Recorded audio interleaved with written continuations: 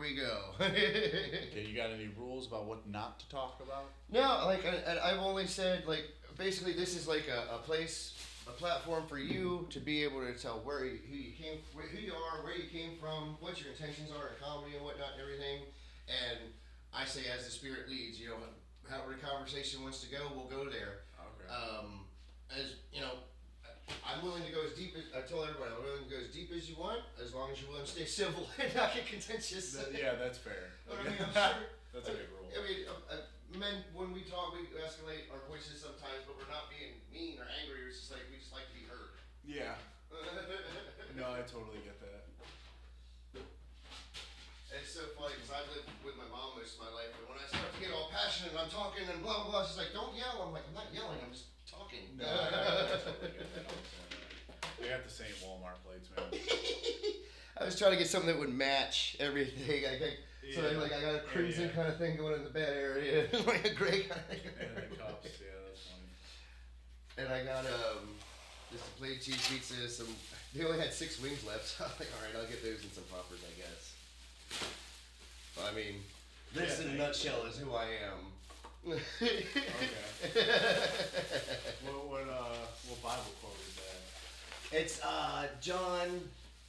I forget what it is. It's John. It's one of my favorite scriptures. I can't think of the number off the top of my head. I was reading it with a girl one time. It's crazy how fucking full circle this went though. This was in my mom's bedroom, like my entire life growing up as a kid, and I would always look at it every once in a while, and I never read it because I couldn't really read, you know. Right.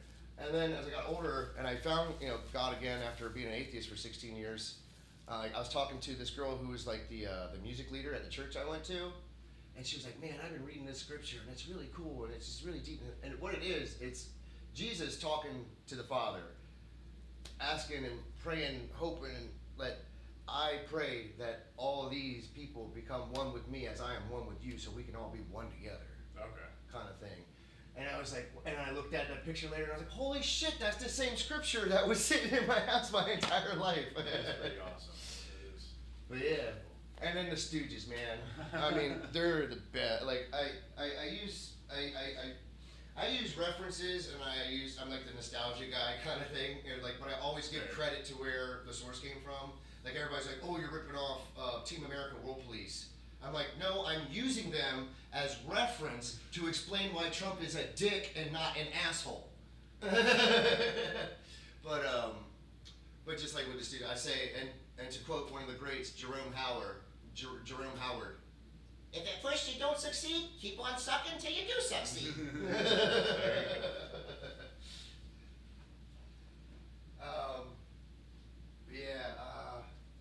That I was gonna grab myself soda. Walk my ginger ale. Yeah, man. So you said Detroit is where you're from, Michigan area? Yeah, technically downriver. I'm gonna take it. I just want to see how that looks. I'm blind without my glasses. Dude. So fucking blind. Oh, tell me about it. We might be able to wear the same glasses. I destroyed my eyes. What from what? Hey, did you hit play already? Yeah, we're recording. Oh, okay. I actually told I told it on stage one time, and one of the other comedians was like, "Yo, that was hilarious. You need to keep that bit." I'm like, "That's not a bit. That happened to me. That was my life." You know? But when I was a kid, they were always like, "Okay, why is he not performing like everybody else?" You know what I mean? Like when it came to like schoolwork and stuff in class. And I remember like being in first grade, and I get the packets, or even kindergarten, I get the packets, like 5 or 6 pages of like what we learned that day or that week, and I'm going through it, and I finally finish it, and I look around, everyone's been fucking done. And after I learned like psychology and stuff like over time, and I grew up, and I realized I'm not stupid. They thought I was stupid. What it was is I was so focused on trying to make sure I get everything right, don't want to screw it up, because I also didn't understand my trauma that I had. I didn't have a dad. Yeah. So subconsciously as children, you think, if I do everything right and perfect, nothing else will mess up. So I didn't even understand my own trauma. I was just trying to make sure I did everything right and perfect to my best of my ability. Then they're like, maybe you can't see the chalkboard, maybe this, maybe that, blah, blah, blah. They put me on Ritalin, and all that stuff. I started pulling my fucking hair out. Yeah, that'll do it. Yeah. Adderall and Ritalin. Yeah. And then so they did the eye exam, And like pizza or wings or poppers. Yeah, thank you for doing this, by the way. Yeah. That's why I was like, I can't pay y'all, but I will buy a meal. And actually, I spoke to another guy last night out on his name's Solomon. He signed up for Kiltony Playing Times. It's like I don't want to make any assumptions, but he's American, but he wears like a cowboy hat and like black suits. His name's Solomon. I don't want to say he's kind of got like Indian or Middle Eastern like complexion. Okay, so he's American. Yeah, he's legit. Like he's American. I think he was born and raised here too. We're gonna look to the camera if I need to. He's an American. Well, he grew up like Catholic and whatnot too. You know, I was like, oh, I'm sorry. You know? But he says he does the same sort of thing. He's just like, I'll take you out and we go to get some tacos and like I'm just recording in the car. We have a conversation in the car and talk shop, you know, type stuff about comedy and whatnot. But yeah. So I thought they were like, okay, let's get you glasses, right? Yeah. And or get you checked, get your eyes checked, and all the adults around me were like thinking that I was going to be self-conscious of wearing glasses. Okay. How old were you? I was a little kid, like first or second grade, maybe, first grade, I think. And but I didn't even think of it. You know what I mean? I wasn't thinking about looks. You know what I mean? Yeah. But they were thinking it was going to make me look dorky and stuff. Like, and I was like, no. I was like, I never even thought about that. But what they kept telling me was, look, if you get glasses, it'll make you look smart. You'll look like a professor. You'll know. I was like, and so I thought, well, maybe vicariously, if I get glasses, it'll make me smarter. Yeah. So I failed my exam on purpose. I'd see an O and say it was a D and shit like that, and like one or two, and I'd say the blurry one was better. You know what I mean? And shit like that. I was wearing these fucking glasses. The floor looked like it was this close to my fucking face. I was getting headaches all the time. They're like, no, you gotta wear your glasses. You have to wear your glasses. I'm like, but it hurts. Yeah, and I fucked my own eyes up, and now you might be able to. Come on here. You're. Whoa, dude, that's fucking Jesus Christ, man. That's like being drunk. Yeah, it's like overexposure. Yeah, and I do feel like wearing my glasses has made my eyesight way worse over the years. One year they said my eyes got better. I'm like, what? I thought it just progressively always gets worse. And they're like, no, actually. I was like, really? But yeah, I've got like scar tissue on my eyes. I've got what was another thing? Oh, I had another. Oh, this one doesn't like. But it's getting better now. But like, I forget what they call it. Convergence. Okay. Like when you want to see something like here or there, like this eye's just slightly slower than this eye, kind of thing. But like it's kind of worked out, matched out, because like I like after I got on the methylene blue after my head injury, things just started working out so much better. I was like, oh, I can open my eyes again. I was like this for like months. Okay. Because my head just hurt all the fucking time and ramp all the fucking time, and I just got used to doing it. And when I saw myself on Kill Tony, I was like, oh my God, Matthew, you can open up your fucking eyes.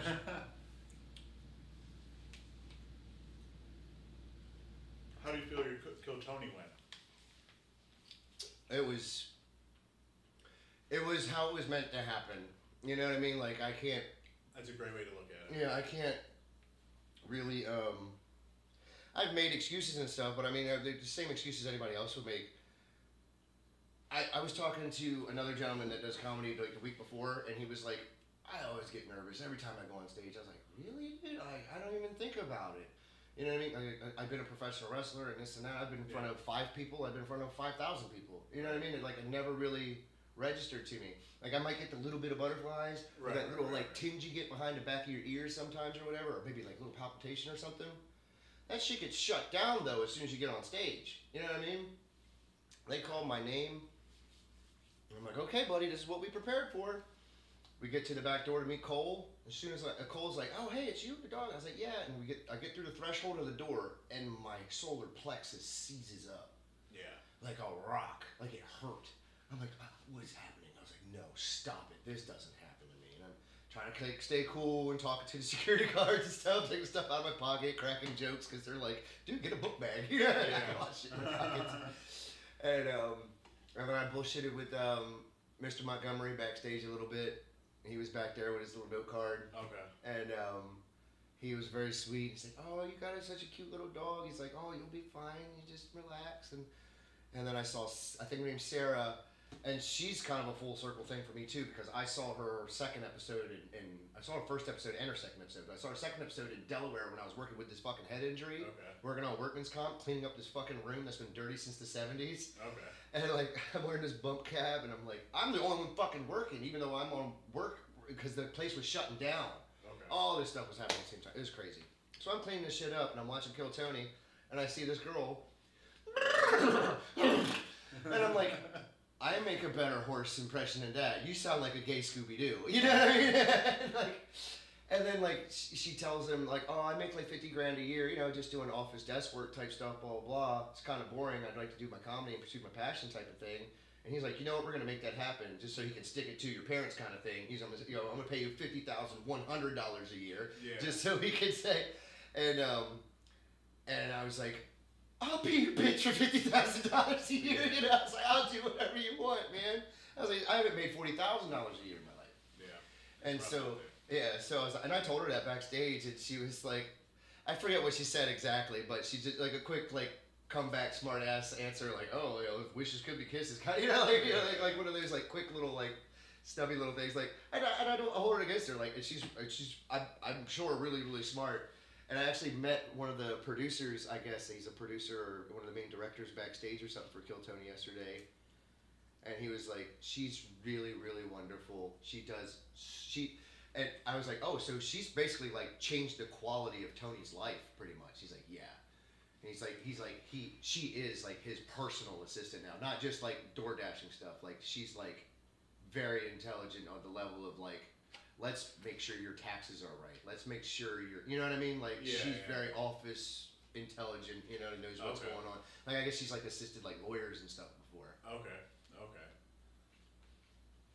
So I mean, God bless her. That's beautiful. She gets to enjoy her passion, work with wonderful people she likes to work with. That's going to help her in the entertainment business. It's pretty beautiful.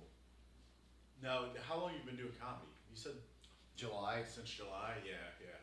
And you just moved to Austin in July. So you didn't do it in Delaware? Mm-mm. No. I did one. I did one open mic when it was like after my one wrestling stint and before my other wrestling stint. Okay. I did open mic out in Ocean City, and I was telling my cousin a story earlier in the day about a friend of mine who told me about another friend of mine, how he just went to college, and we always knew him as this like hoity-toity guy, but he went crazy in college and started drinking, was running around naked, and did some. It was a silly story. And I told my cousin, and my cousin was like, "Ha ha ha, that's so funny. You need to tell that tonight on stage." And I was like, "Really?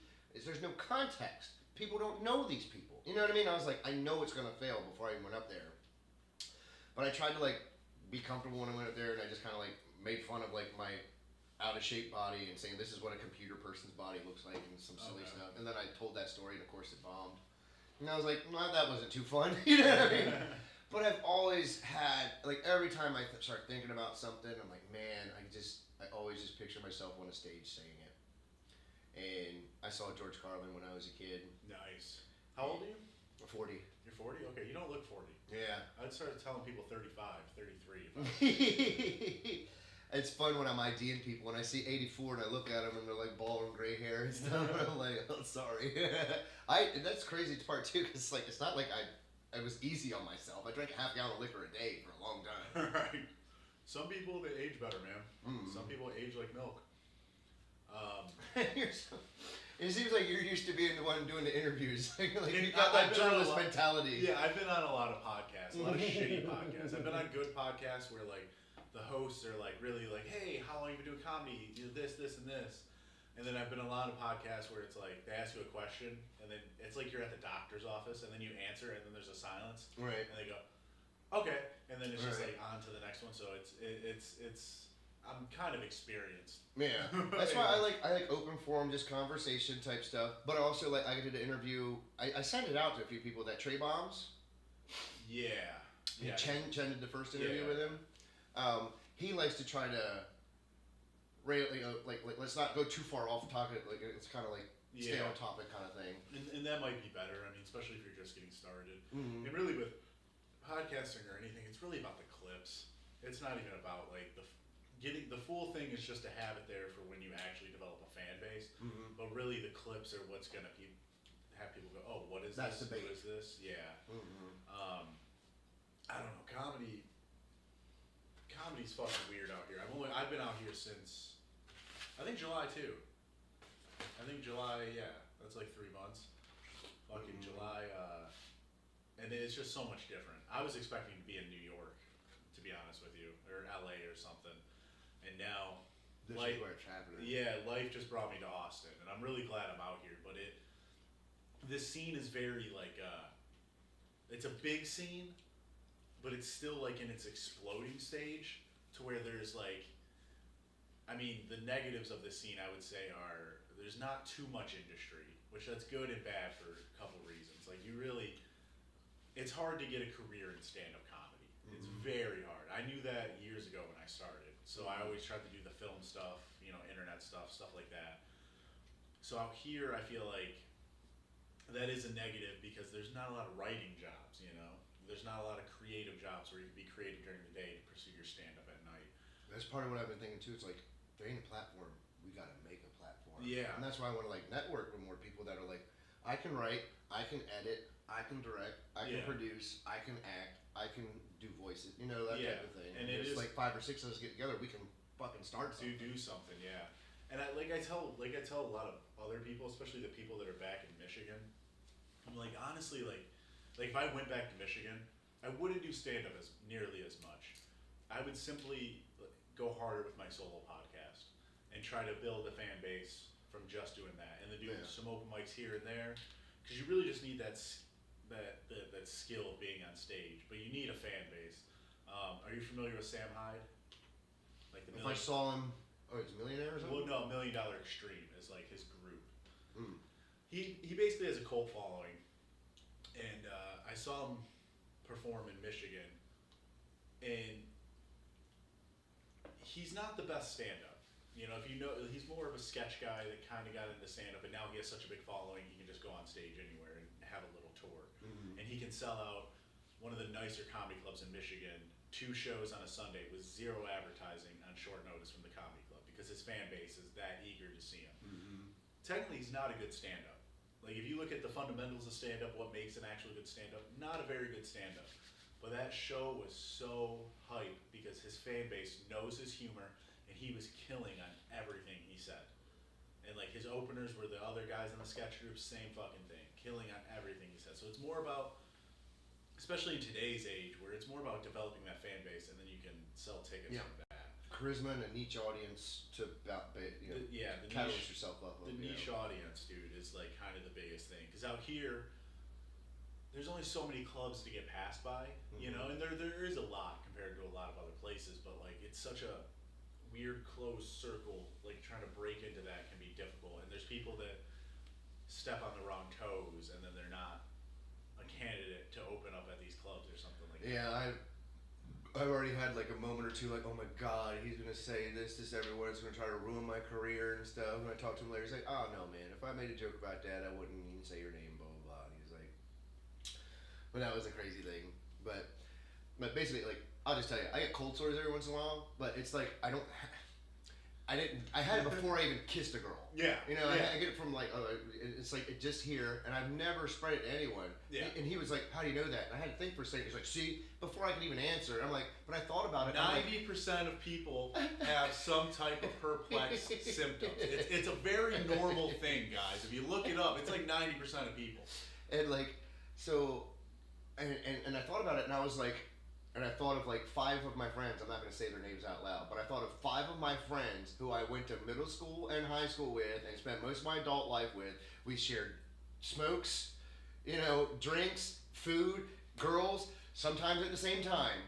I'm the only one who gets it. Yeah. Yeah. It is a very common thing. But yeah, he hit my bowl, and he was like, "Yo," and I was like, "Oh no," he's like, "Oh no no," and I was like, really freaked him out and upset him, and I was like, I felt so bad, I was really beside myself, and I started doing like more research on it and everything and stuff. I was like, I know it's like, because that's what I was told my whole life. They were like, you can't spread it. You know what I mean? Like it's not. You don't have the type that it's just when you get stressed out. Yeah. Or if I'm about to get really sick. Yeah. It happened too. Yeah. You're from Delaware, right? Yeah. You said that. What is Delaware like? Is it like a lot of woods, a lot of forest? Yeah, it's real rural. Yeah. That's Really what rural. we're looking for. We got a lot of woods and areas and like that and whatnot. And I'm sorry, I got so passionate about homeless in that one text one time because I do think about that a lot. And Here it's so bad. yeah, and in Delaware you don't see it because they live in the woods. There you go. Now that's creepy. You know what I mean? And then they have whole tent cities. Yeah. And then so when you see them out in public, it's just another person shopping in the store. Right. You don't really think of it much. It's. I told people when I was working at Millsboro Lanes, I was like, I tell all the parents, I was like, get your kids involved in something, because if they're not involved in karate or bowling or something, they're gonna find something else to get into, and you're not gonna like what they get into. Yeah, that's fair. Because I heard at one point I don't know if it changed or not, but Delaware had like the highest percentage per capita of drug use in the country. Really?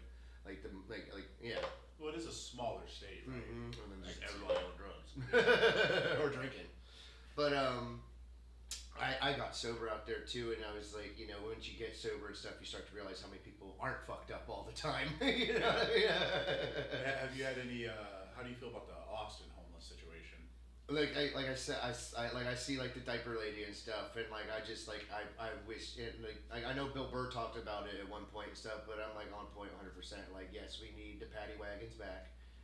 We need the guys in the white coats to come around and say, "Hey, sweetheart, there's a nice bed for you and a nice place for dinner. We can help take care of you." And like I was saying, the thing, we need to make centers that are asylum-ish, but you know what I mean, but for like regulated, because that's what happened. That's why they shut down all the asylums. Only there's one asylum or two maybe that were doing like poor practices on their patients, and they shut every asylum down in the country.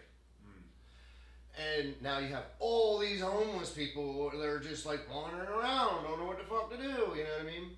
So we need established situations, and the church has failed. That is a big failure. And that's why the government started taking over so many things, and that's why there's separation from church and state, because the church is supposed to take care of the social issues. We're supposed to take care of the elderly. We're supposed to take care of the poor. You know what I mean?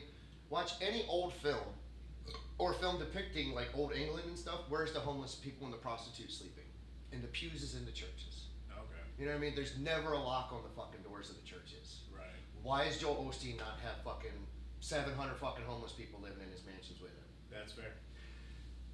Where the home I left back home, we started a homeless outreach ministry like 12 years ago or so.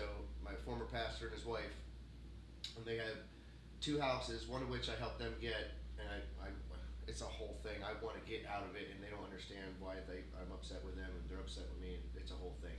But they're still doing the right thing. Okay. You know what I mean?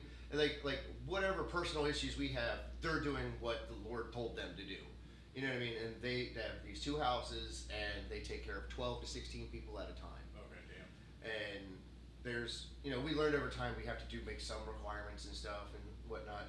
So No needles. you have a grace period, but eventually you have to pay $125 a week. And we'll help you save the money, but you don't have to buy food because we have all the food there for you. We have all your amenities and clothes and this, that, everything you need. You have full run of the house however you want to live there. And then we'll help you save money. But of course you have your extra money if you want to get cigarettes and this and that or whatever. And then we'll help, because it's not a handout, it's a leg up, help you get into that situation where you can go be a productive member of society. Right. But we need facilities, because we mostly help people that can help themselves or just in that situation. But we need facilities like for Diaper Lady, for people who can't take care of themselves. Yeah. You know what I mean? But and have it, volunteer based, but you also obviously need paid people who have degrees in medical fields of some sort and like that every once in a while. I have to have some people on staff for liability reasons. You know what I mean? To make sure it's actually safely ran. Now let me ask you this. Do you think a good way to end the homelessness crisis in Austin is to make a homeless fighting championship? HFC. That's obviously a joke. But it could maybe work. Think about it. Like a bum fights thing, but like the guy who did the bum fights thing, he was like, you know, a lot of people think I was exploiting these homeless people. I'm trying to show you how bad the fucking problem is, how desperate these people are, and what they'll fucking do. Yeah. You know? But now you regulate it, get Dana White involved, get an octagon.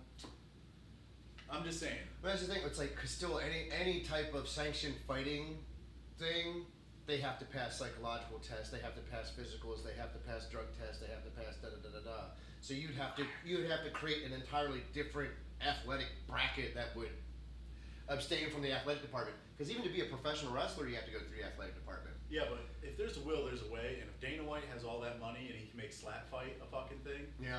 there's a way, man. Yeah. There's a way. And that's the idea too, is like anything that's incentive based. Something that gives them the desire to want to build up and move up, not just get a quick handout though. Yeah. Something to give them inspiration to desire to want to do better. Yeah, I mean anything like if you have a facility like that, like I have in mind and whatnot, you can start making like little businesses out of it too. Start a little paint shop, so guys can go paint fucking houses and shit. Start a little landscaping business, so guys can go fucking cut grass and stuff.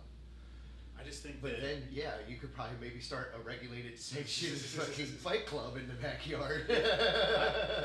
Austin's problem is so weird, because I know Austin does a decent amount for their homeless, if I'm correct. I know that they have like, the place right across the interstate, they have like little lockers and stuff where they all like hang out. Supposedly they have little lockers. Mhm. And I mean, I see like the public bathrooms, public drinking fountains. And somebody described me, and I totally forget what he said, but he described why it was so bad in Austin compared to like Cedar Park or something like that. So I don't know if they enable it in any way. Well, if you listen to Alex, he explains exactly how they brought in all the homeless. This is one slice. It looks like it's two. But it was like, it's like the NGOs, like, Oh god. take it all. Yeah, I'm gonna have to, dude. The NGOs, like, specifically, like, rallied and, like, migrated and told people, like, this is where you need to go to get Right. resources and blah, blah, blah, and, like, fed them all to come here and, like, sent buses of them here and, oh, they'll take care of you here for free. And then they find out, oh, well, their resources are very limited because they got to pay all the socialists that are running all the fucking programs. Yeah. You know what I mean? It's like Yeah, it's a money draining situation, and that's what we're trying to get a foothold on too. Because, okay, California, why is their homeless keep getting worse and worse and worse, even though they're paying $250,000 a year or whatever to fucking stop it? Well, if you're gonna pay me $250,000 a fucking year to fix homelessness, I'm gonna really try fucking hard to fix homelessness. I get what you're saying. You know what I mean? And then next year, oh well, we did this and that program didn't work. You got another $250,000 for me, and we'll try again next year. Yeah. That's why it doesn't fucking work. You have to have people that are actually altruistic with their. That's why America works the way it is. Because you're allowed to be as charitable or non-charitable as you want. You could be a greedy little dick and keep all the fucking money, or you can actually be a righteous, loving, charitable, giving person and help give and share. And people who talk about that are like, oh man, wouldn't it be cool? I'm like, yeah, so let's make money and we can be that and do that. You know what I mean? It's like, I knew after Trump got in office, people are going to start putting their money where their mouth is, or you're going to be exposed for it, not doing what you're fucking saying. Yeah. All these nonprofits that say, oh, we do all this good stuff and charitable things, blah, blah, blah. How much are your executives and CEOs fucking making compared to how much you're fucking actually helping people? You know what I mean? It's all like awareness. Like, never give money to Komen, that fucking pink ribbon breast cancer bullshit. Okay, why not? It's all awareness. Very little actually goes to research and development. Really? Okay. You want to send money, and I remember seeing this on Penn and Teller's bullshit years ago on Showtime. And they had a lady who had both her breasts removed because she had breast cancer, and she works in an office that helps fucking fund money for these programs and stuff. She's like, never send money to those fucking pink tchotchkes. You want to send money to actually help scientists and doctors figure out how to cure cancer? There's ways to send the money directly to the medical research facilities. You don't have to go through these little. I mean, that bitch makes millions, man. Right. I mean, I think she only makes like hundreds of thousands of dollars a year, you know, like on the books or whatever. But I mean, you know, they travel for free and this and that. Yeah, it is a big marketing campaign. And the way they explain it on Showtime, it's like, what easier way to sell? It's selling sex without having to sell sex. Yeah. Oh, boobies. Guys like boobies. I'll help the boobies. Blah, blah, blah. Oh, put pink stuff. Oh, it takes a real man to wear pink. Blah, blah, blah. And then you got both the markets of men and women buying this shit. Okay. You know what I mean? It's totally marketing. I mean, you know how marketing works. Yeah. And that's why I try to explain to people about politics. I'm like, if you know anything about professional wrestling, it should be no fucking shock to you that politicians can fucking work people. Yeah. You know what I mean? Some of them are good, man. I mean, manipulation is like as old as the serpent.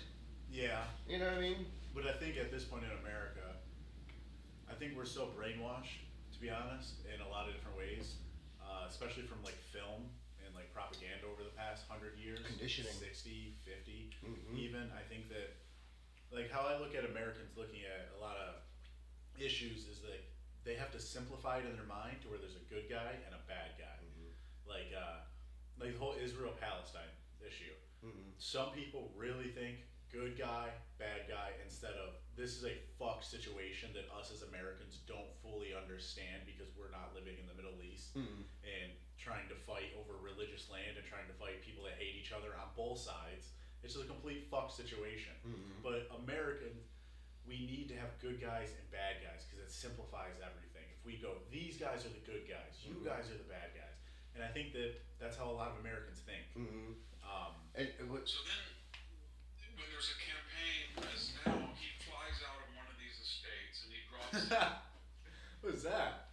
I was listening to Stephen Gardner, and he's interviewing that other gentleman. I forget his name right now. He's on a lot of stuff. What the hell was I saying?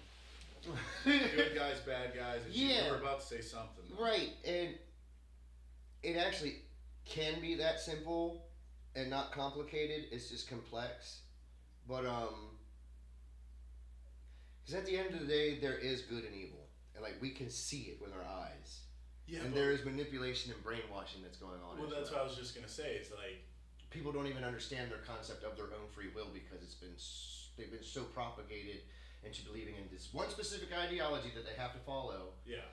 And I started talking to a guy. He's like, "Why do you think these leftist ideologies are anti-human and anti-God?" And I talked about a couple other things, but the main point I didn't get to was, name me one of their fucking ideologies that actually progresses society and humanity. They all lead to depopulation and a system where the elites control the minority, the few, because they tore them down, the Gladstones. Did you see all that and hear about that? Well, wait, no. They had these massive stones, like giant Right, you're talking obelisk pillars. Right, the circle. And they had writings on all of them, and what the elitists, what the globalists actually want to do in the world. And like one of the first things it says, they want to depopulate the planet to about 5 million people. Yeah, I do remember this. You know, if they finally tore it all down because they're like, oh, we're fucking telling the whole. They're straight up like fucking evil comic book villains telling you their evil fucking plan and following fucking through with it. And they got enough useful fucking idiots to believe in their ideology because, oh, it's peace and loving and it's equality and everybody's blah, blah, blah. Dude, if everybody's gay, what the fuck happens to us? You know what I mean? Preach, like, brother. That's what I'm saying. Like they teach these ideologies and it's like, it's straight up Luciferian. He comes disguised as an angel of light. You know what I mean? Yeah. That's the whole, that's why when we're like, this ideology like, oh, you're trying to kill us and stuff. No, we need to kill your ideology because your ideology is destroying humanity. So you're right wing, right? You're more right wing? It became that way after 16 years of being a leftist liberal atheist. Okay. But like, I believe, like I showed the picture to Angel the other day, but it's like, it's just easier if I find the picture. But when it comes to ideas and like the diverseness of ideologies, that's how small-minded the left is and how narrow-minded they are, and this is how different, you know, and that's what I'm saying. When they talk about these 90-10 issues and stuff, yeah, that shit, this needs to go away. This is unuseful. Men do not belong in women's spaces. You know what I mean? All that shit. That's fair, yeah. That's why this needs to split into two. This needs to go away, and then this splits into two. Because there's very liberal people on this side too. Yeah, they just don't agree now. with the fucking nonsense. Yeah, especially now. But But I feel like after Charlie died, I think a lot of things changed. I would agree. But I people tell started people showing that. their true colors real quick. Well, and I would agree 100%. I say the same things, and I said the same thing after the Luigi, the murder happened. I said it's going to get worse, and it's going to start going to other people who are not as who aren't just business people. That's what I'm saying. Unknown, And you make the case that he was responsible for so many deaths. The Brian Thompson, I think is his name, the guy that got killed. But now we're at a time where it's just gonna keep going. Like after Charlie, it's just gonna keep going. So like how I look at it is like, and why That's why I think Trump's doing the right thing. It's like, no, you're straight up being domestic fucking terrorist, and you're gonna fucking stop. Yeah. and the thing is, it's gonna keep getting to that point. It's years and years of social conditioning and shit like that to get us to the point where you think you should be able to kill all the other Americans because they're Nazis. Going back to what you were saying about good and evil, you demonize and label somebody evil, then you're justified righteously to hurt them. And even because even me, I mean, I'm 30. I just turned 30. I've been virtually killing Nazis since I've been like 7 or 8 years old, maybe even younger than that. All of our movies and everything, Nazis were always the Wolfenstein. Yeah, we're all so. And obviously, real Nazis are bad, but like now we've gotten to the point where people were marching on 6th Street calling Joe Rogan a fascist a couple weeks ago. Yeah. I think before the Charlie Kirk, but still like.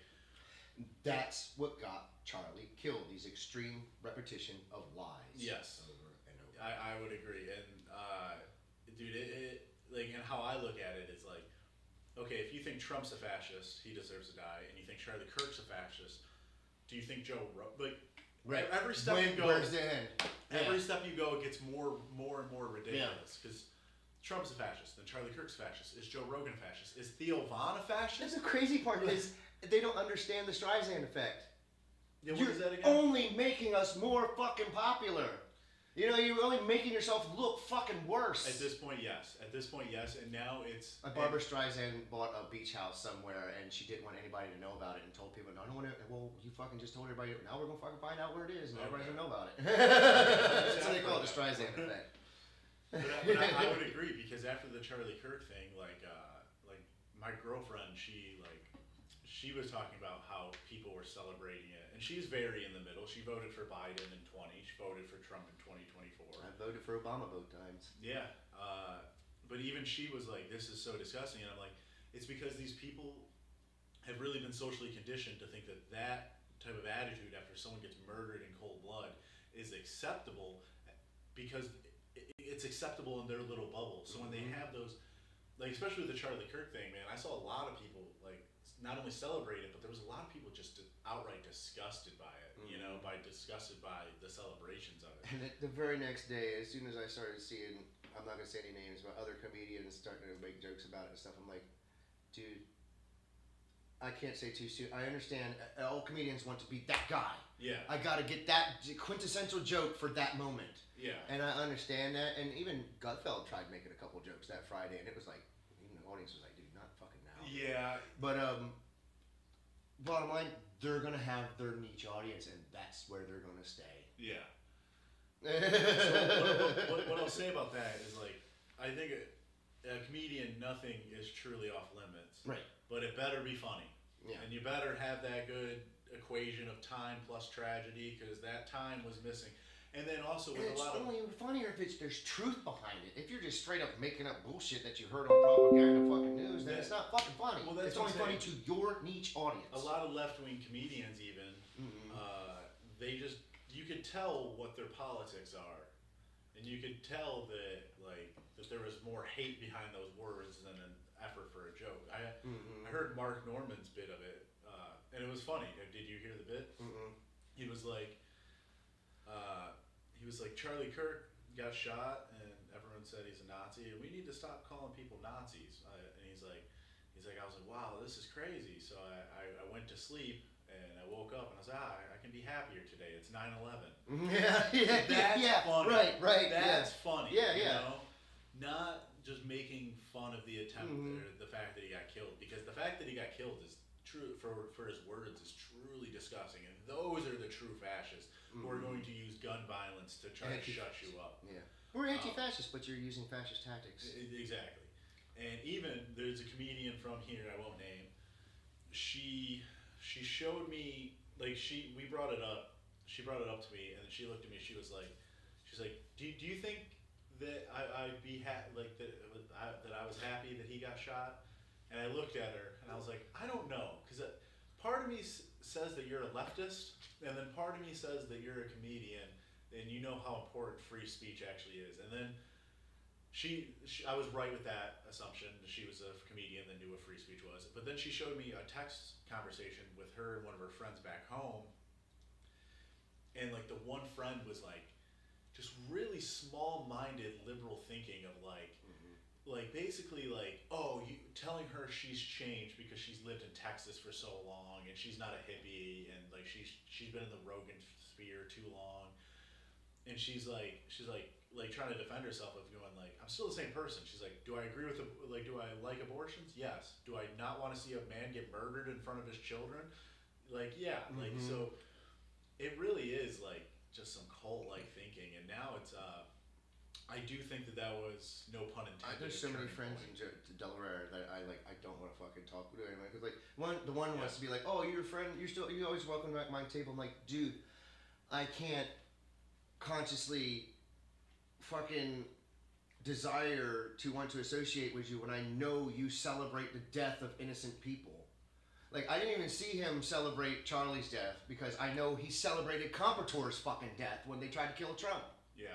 So I was like, yeah, I understand what you're saying. No, and that is the one joke I always think, not even a joke, but there's a premise. I was talking to this one liberal upstairs at Shakespeare's. He works somewhere else, and he was like, yeah, blah, blah, and I was like, well, and we were talking about the jokes and stuff, and I was like, Joe was interviewing Charlie Sheen at the same time Charlie Kirk was shot. There's a joke there. Yeah. You know what I mean? Yeah, that's fair. And I agree that Charlie Sheen should take over Jimmy Kimmel. That would be insane. I didn't mean to cut you off. I had these two things in my head.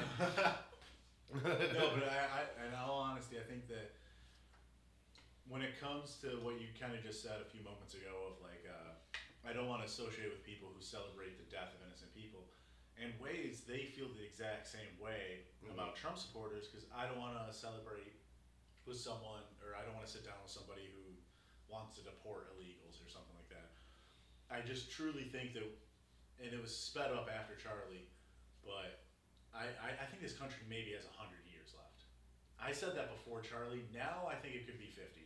I think that it's going to. The concept of love has been distorted so fucking much. But Rome lasted a lot longer than 200 years. Yeah. You know what I mean? And I think it really just depends. It just depends. I mean, it's like our forefathers said, like, you can keep this going if you fucking manage to keep it going. And we shouldn't be a religiously ran place. Obviously, of course, that never works. That's how Rome fell when they switched to Roman Catholic. But you, like a forefather said, you need a religious society type people mentality who are going to actually uphold the peace and justice the way it's supposed to be upheld. You also need people, I would agree with that, but you also need people to kind of simulate under, we're all Americans, we need to get through this together. We're completely separated now. And like I've told my brother, because my brother is an older leftist, grew up in the 90s, gay goth kid, so like I think he's somebody who he lets his upbringing affect too much of his adult political views because he's very like. Some people cling to their trauma. Oh my God! Like it's their identity is their trauma. In ways, yeah. Because at one point we were talking, and I forget the exact words, but he basically called me like a Christian nationalist, and I was kind of like you.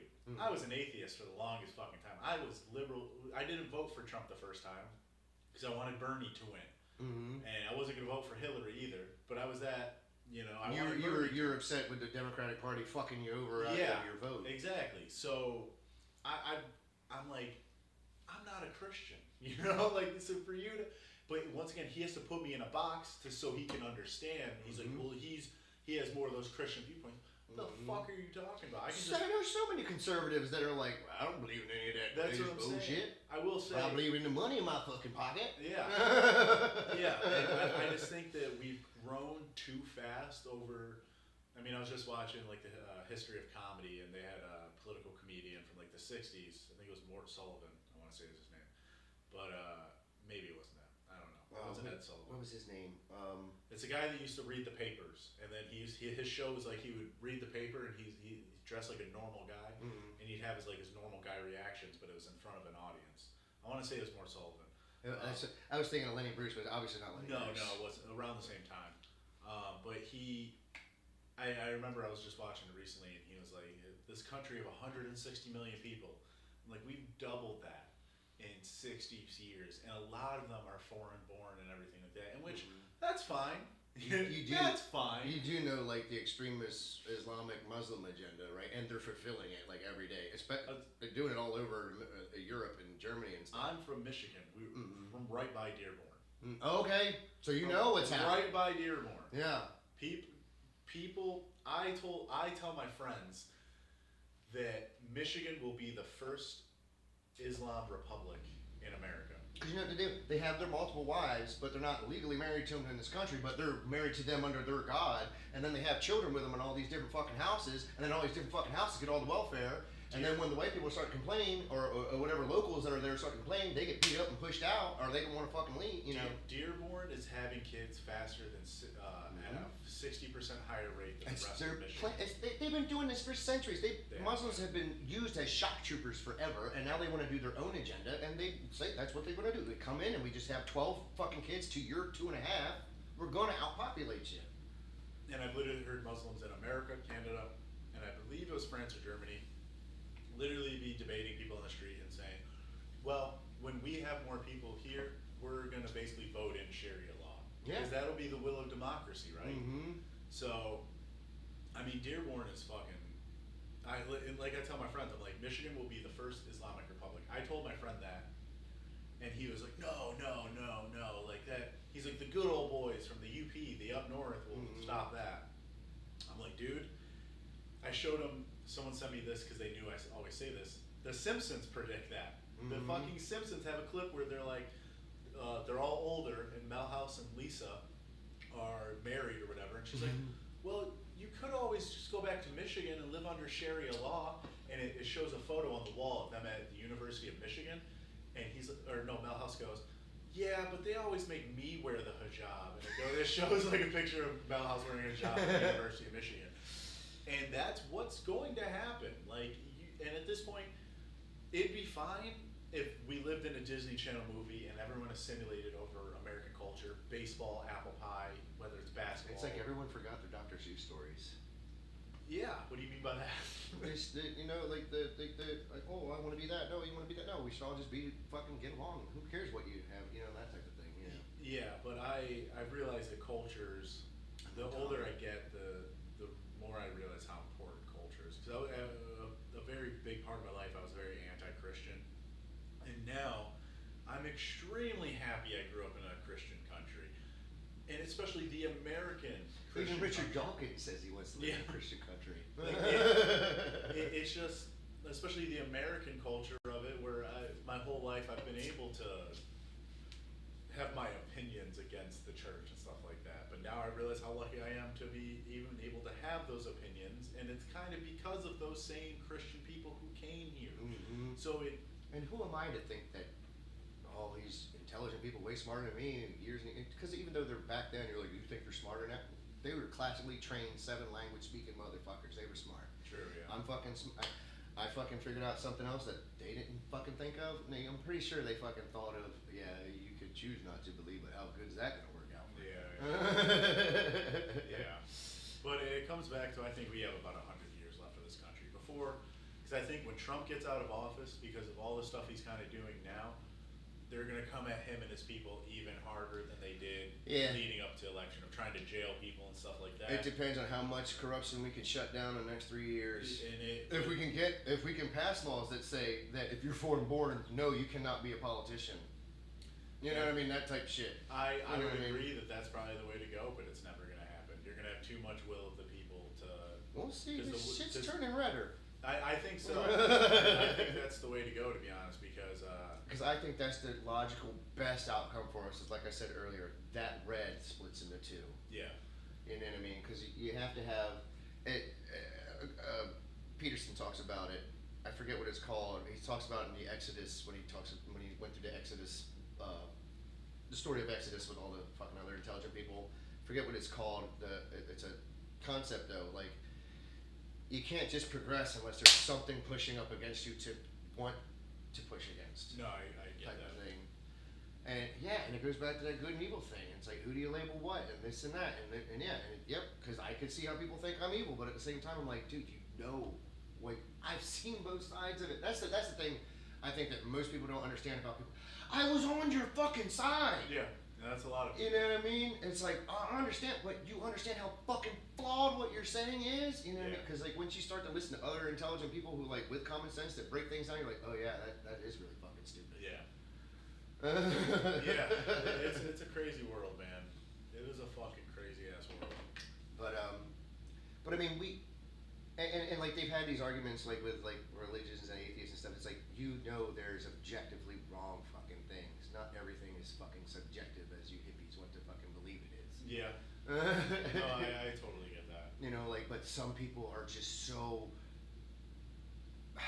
much sociopaths that they just revel and thrive and thrall and love fucking blood and destroying babies and raping and killing like it's their desire and their passion and they think it's good. Yeah. Well, it's wild. Yeah, I mean, I think it comes back to the being brainwashed against Nazis in a way. I mean, there might be some satanic other shit behind it as well, but like, it's crazy how many people truly think they're fighting against Nazis when they're fighting against Tom from next door, who just wants to secure the border. What's also funny to me is how many people on the left that are atheists that think that their leaders are atheists too, when they're Satanists. They are straight up like anti-God. Because how else do we attack God but to destroy the face of God, which is these people, his children? Yeah. It's really twisted. Like it's mind blowing. Like I try to explain it to my former pastor and stuff, but he's like, he almost like seemed to not be able to comprehend how fucking evil people can be. That they would want to watch the world burn and not care if they fucking died too. Yeah. I think after Charlie died, a lot of shit woke up for him too, because his wife wrote like a diatribe, like I cannot believe, because all their children turned into leftist fucking socialists, and they're like, I can't believe my children, who I've taught to love everyone, and that all are welcome into our home, are celebrating, the death of Charlie. Jesus. Yeah, that is a lot, and I think that liberalism like almost has to get you while you're young in a way, while your mind is still developing, and like because especially as comedy, and that's why Austin is so interesting. If I was a kid in these days, I probably would have cut my dick off. Yeah, exactly. I was very confused. Like I said, leftist, liberal, atheist. I was very confused. There was a time I cross-dressed. I wore makeup and stuff and fingernail polish and stuff, and I talk gay and shit. And I had almost gotten with one guy, and I did get with one guy. And then like time goes by, and you're just like, no man, I'd like pussy. You know what I mean? It just like makes sense. But yeah, once a cocksucker, always a cocksucker, I guess. But yeah, I was just very like, I guess this is it. And then your friends are telling you, oh dude, you're totally gay. Maybe I am. You really start getting in your head and stuff. And there was one time I did almost got with this one guy. Like my friends were hanging out with him and everything all the time because he owned a Subway. He owned like 6 Subways, and his parents were like owned a Carnival or something. And he would only hire young boys, and always invite us over to his house afterwards. And dude, it's so awesome, man. Mark's got all his booze. He doesn't drink, but he's got all his booze. Right. He don't watch movies, but he's got all these fucking movies. You know what I mean? So it's just like, oh yeah, well, you never seen this before? Oh, I remember to play it. And he's making drinks for everybody and stuff. And I'm talking to my one friend sitting on the porch smoking, like, dude, man, if you got with Mark, you'd never have to work again a day in your life, dude. And I'm like, man, maybe you're right, And I was like, and I went in there and I talked to him a little bit, and we made out for a second, and then I blacked out, and I wake up, and I'm like, man, he's really nice.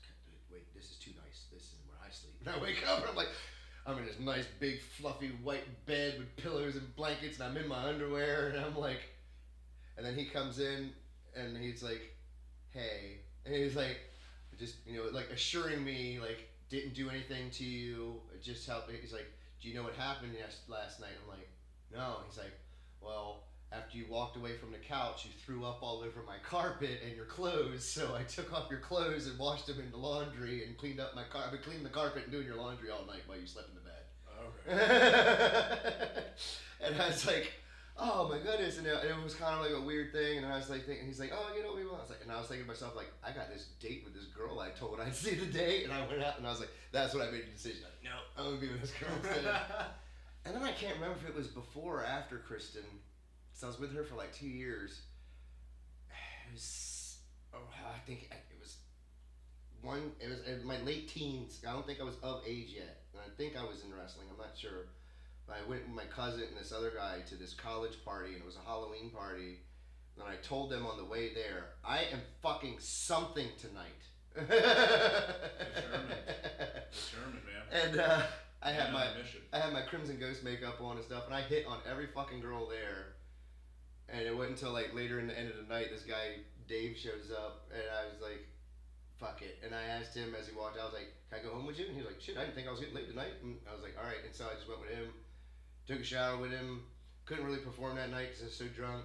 Then the next morning, and he tried. He's too big, and I couldn't fit it in my mouth. I couldn't fit it the other way. It was like, so.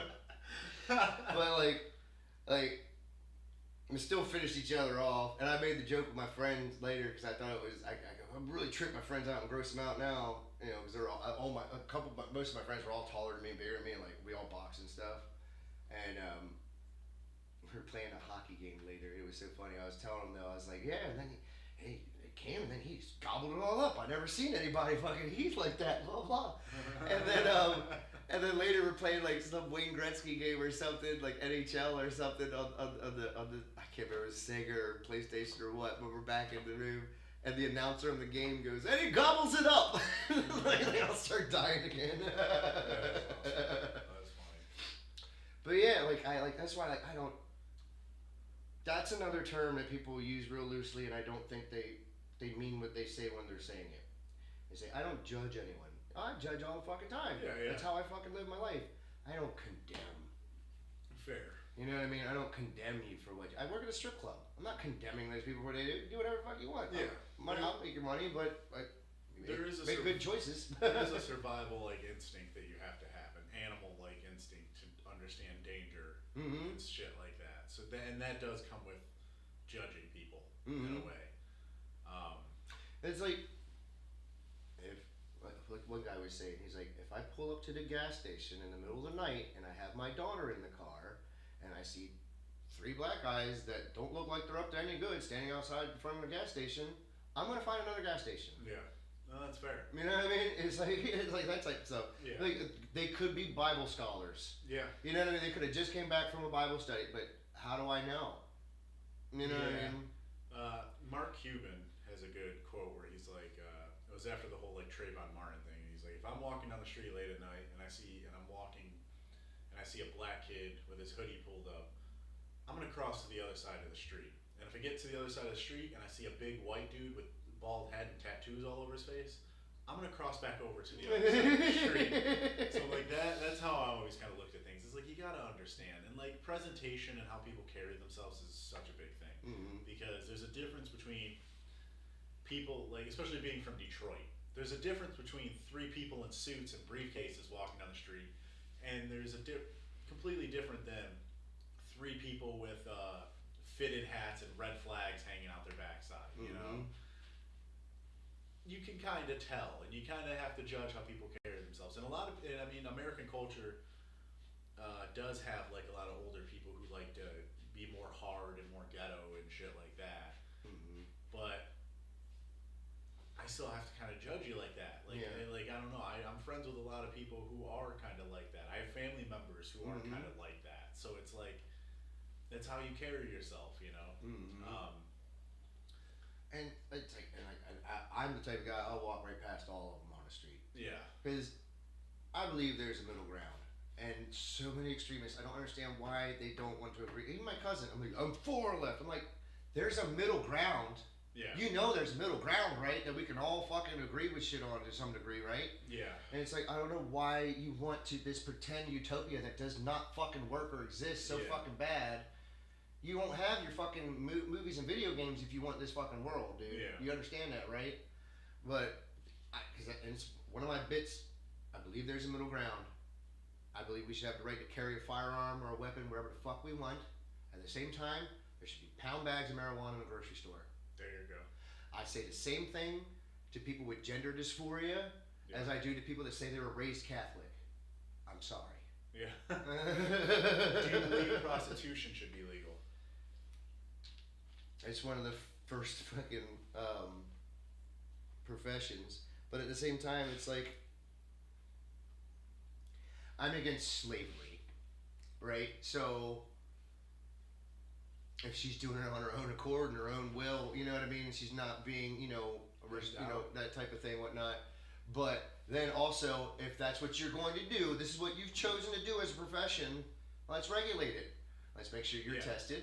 Let's get you ID'd. This is what you are. You are a professional sex worker. You know what I mean? Make it an actual class of people in society that choose to be that type of thing. You ever seen Firefly? I don't think so. It was like one of the greatest science fiction shows ever in the world to ever exist. But Fox, I think it was retarded and didn't know how to fucking market it or air it and kept changing the fucking time slots. So people kept seeing the same fucking episode over and over again. They're like, what the fuck? I want to see more of this story. Okay. Nathan Fillion is the captain. The ship is I forget what it's called. The ship is a class. The ship is called Serenity, but it's a Firefly class ship. Okay. And it's made for transferring cargo and this and that and da. What it is now, it's a world. It's a space living world where Earth is no longer, right? But the last remnants of Earth were two superpowers, America and China. So everyone in the universe only speaks English and fucking Chinese. Okay. And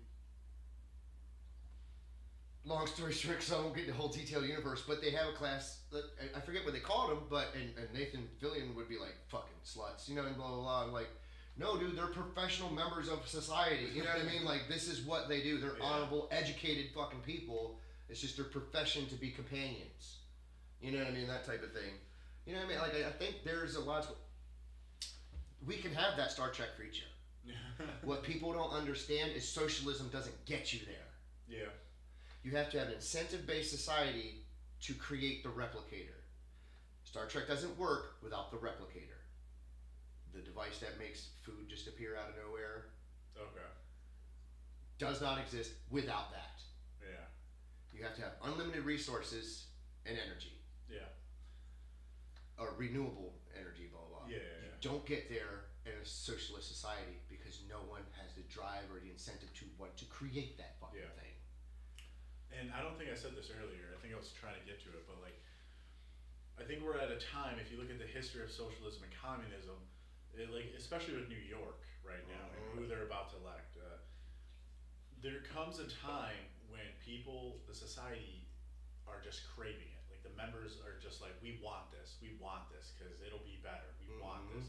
And I kind of think America's kind of at that point where people are just craving it just to have it. You see how used they are to thinking they're special and being entitled. They created all this entitlement program to incentivize bad behavior, and now all these people who are like, "You're gonna give me my EBT? Well, I'm gonna start stealing." You already are stealing. Yeah. Yeah.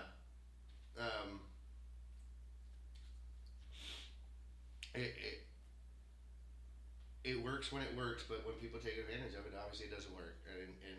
And now they're all upset, and it's crazy how like some people really believe that it's the Republicans shutting down government right now. It's like, do you realize? I mean, and John, the Speaker of the House, Mike Johnson just talked about it earlier today. He was like, they literally go in and vote no to open, then run to the cameras and say that we're keeping it shut down. Yeah. It's the most ridiculous gaslighting in American history. It is. I mean, there was the Democrats even tweeted something that it's such propaganda. That's the only way you could describe it. That they were asking the White House Speaker about Trump's plans for the ballroom and the new ballroom he's creating, and they're like, the whole quote is, "Does he have any other plans besides the ballroom?" And she was like, no, the ballroom is the main priority. And they were speaking specifically about the renovations Yeah. and nothing else. They literally took that, no, the ballroom is the main priority, and tried to run with it. I'm like, you don't understand that maybe you're getting your base fired up for a moment, but the base is going to look really stupid when they bring that up in Constantly a telling conversation. us to turn down the temperature when all they do is provoke fucking people. Well, at this point, yeah. And like, in 2020, after Trump lost, I really wanted Trump to get out of the picture. I was like, okay, maybe we'll. I literally remember telling my brother this of like, well, we're gonna see how bad. 4 years of Biden was a learning experience. Yeah, for a lot of people, yeah. A lot of people, yeah. And like I said 4 years ago, I was like, well, hopefully Trump can get out of the picture, and then people are gonna see how bad Biden was, and then we could have like, it'd be better. And people did see how bad Biden was, and obviously Trump came back. But then I kind of realized, no matter who the right-wing nominee is, they're going to be a Nazi in their eyes. We're at that point now. And when I tried to explain to somebody else who wanted him dead, blah blah, I'm like, you realize this point in time was going to happen no matter what. This is what people don't understand about God and purpose and destiny. He created your purpose before he created you. Okay? Okay. So here's your purpose. Here's you coming along. I'm going to grab all this purpose and I'm going to run with it. Here's your purpose. Never mind. Guess what? I'm going to find somebody else. Okay. This purpose is going to be fucking fulfilled. One way or the other. Fair. Everything That's happens good. for a reason. That's why I didn't mind you being late. Everything happened for a reason. It gave me time to feed the dog and I got set up. It was perfect timing. You know what I mean? I just let it happen. The guy stayed super late last night. You know what I mean? Like, the manager was having trouble counting out the tips. He forgot a whole nother jar of tips, and I was there till like almost 5. You know what I mean? Jesus. And they're starting to play dice and bullshit and drink and stuff and I'm just sitting there with the dog, and they're like, "Oh, I'm so sorry, man." I'm like, "It's all right, man. Everything happens for a reason. You know, there's a purpose for all this. I got to meet this guy. I got to talk to that guy. You know what I mean?" Yeah. Now, why did you move to Austin? Was that the start? That's where it's happening. Like we were talking about earlier, this is where it's happening. You know what I mean? Like, who wants to go to New York or LA right now? And I wanted to get out of there for other reasons and whatnot too. But again, I started explaining on Kill Tony. I didn't really get to thoroughly explain it. I got struck in the head with that steel girder, and I got the settlement money after the place closed down and everything. And I was trying to work it out with Mom and be like, look, maybe we'll move to Oklahoma, and I'll get a food truck, and then I can travel back and forth from Oklahoma City to Austin. You know what I mean? And I could sell breakfast sandwiches and stuff and blah blah blah. And she's like, well, da da da. And then the heat, and I was like, well, what if we just moved to Austin? She's like, well, the heat, blah blah. I'm like, she's like, maybe you just have to do this. Yeah. And I was like, all right. You know what I mean? Like, I have to pursue my happiness. I've tried doing normal so many fucking times, and it just does not work. Yeah. I'm gonna get the 401k. I'm gonna get the manager position. I'm gonna move up. Blah blah blah. And something would always happen. Either I got moved up, but they don't want to give me the pay, or what? The business goes out of business, or I do get fired because I drank or whatever fucking dumb shit I did. But it was very rare when I got fired. It was mostly like, I'm gonna try this other job instead, or this place ended and I gotta go here. Okay. And that's when I was like, dude, I can't keep denying who I am. You're a carny. Yeah. You know, you are a clown. This is how you serve people. Yeah. You know, go just fucking talk.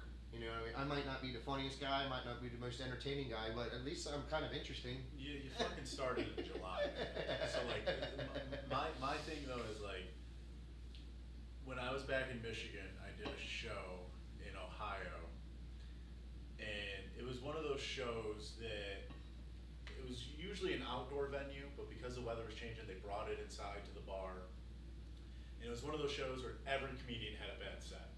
There's too many people in the bar talking, and it fucked everything. Yeah. Everybody had a bad set, including myself. Yeah, it didn't even feel good going up there. No. Why the fuck am I even trying? I spoke to a younger kid who was going to the University of Toledo at the time. Uh-huh. And he came up to me, and he was like, dude, you were my favorite. He was like, that was a really good joke, Talked to him for a second, found out that he wanted to get into comedy. And you could kind of tell by his eyes that he's so curious about this world, you know? Like we all are when we first start.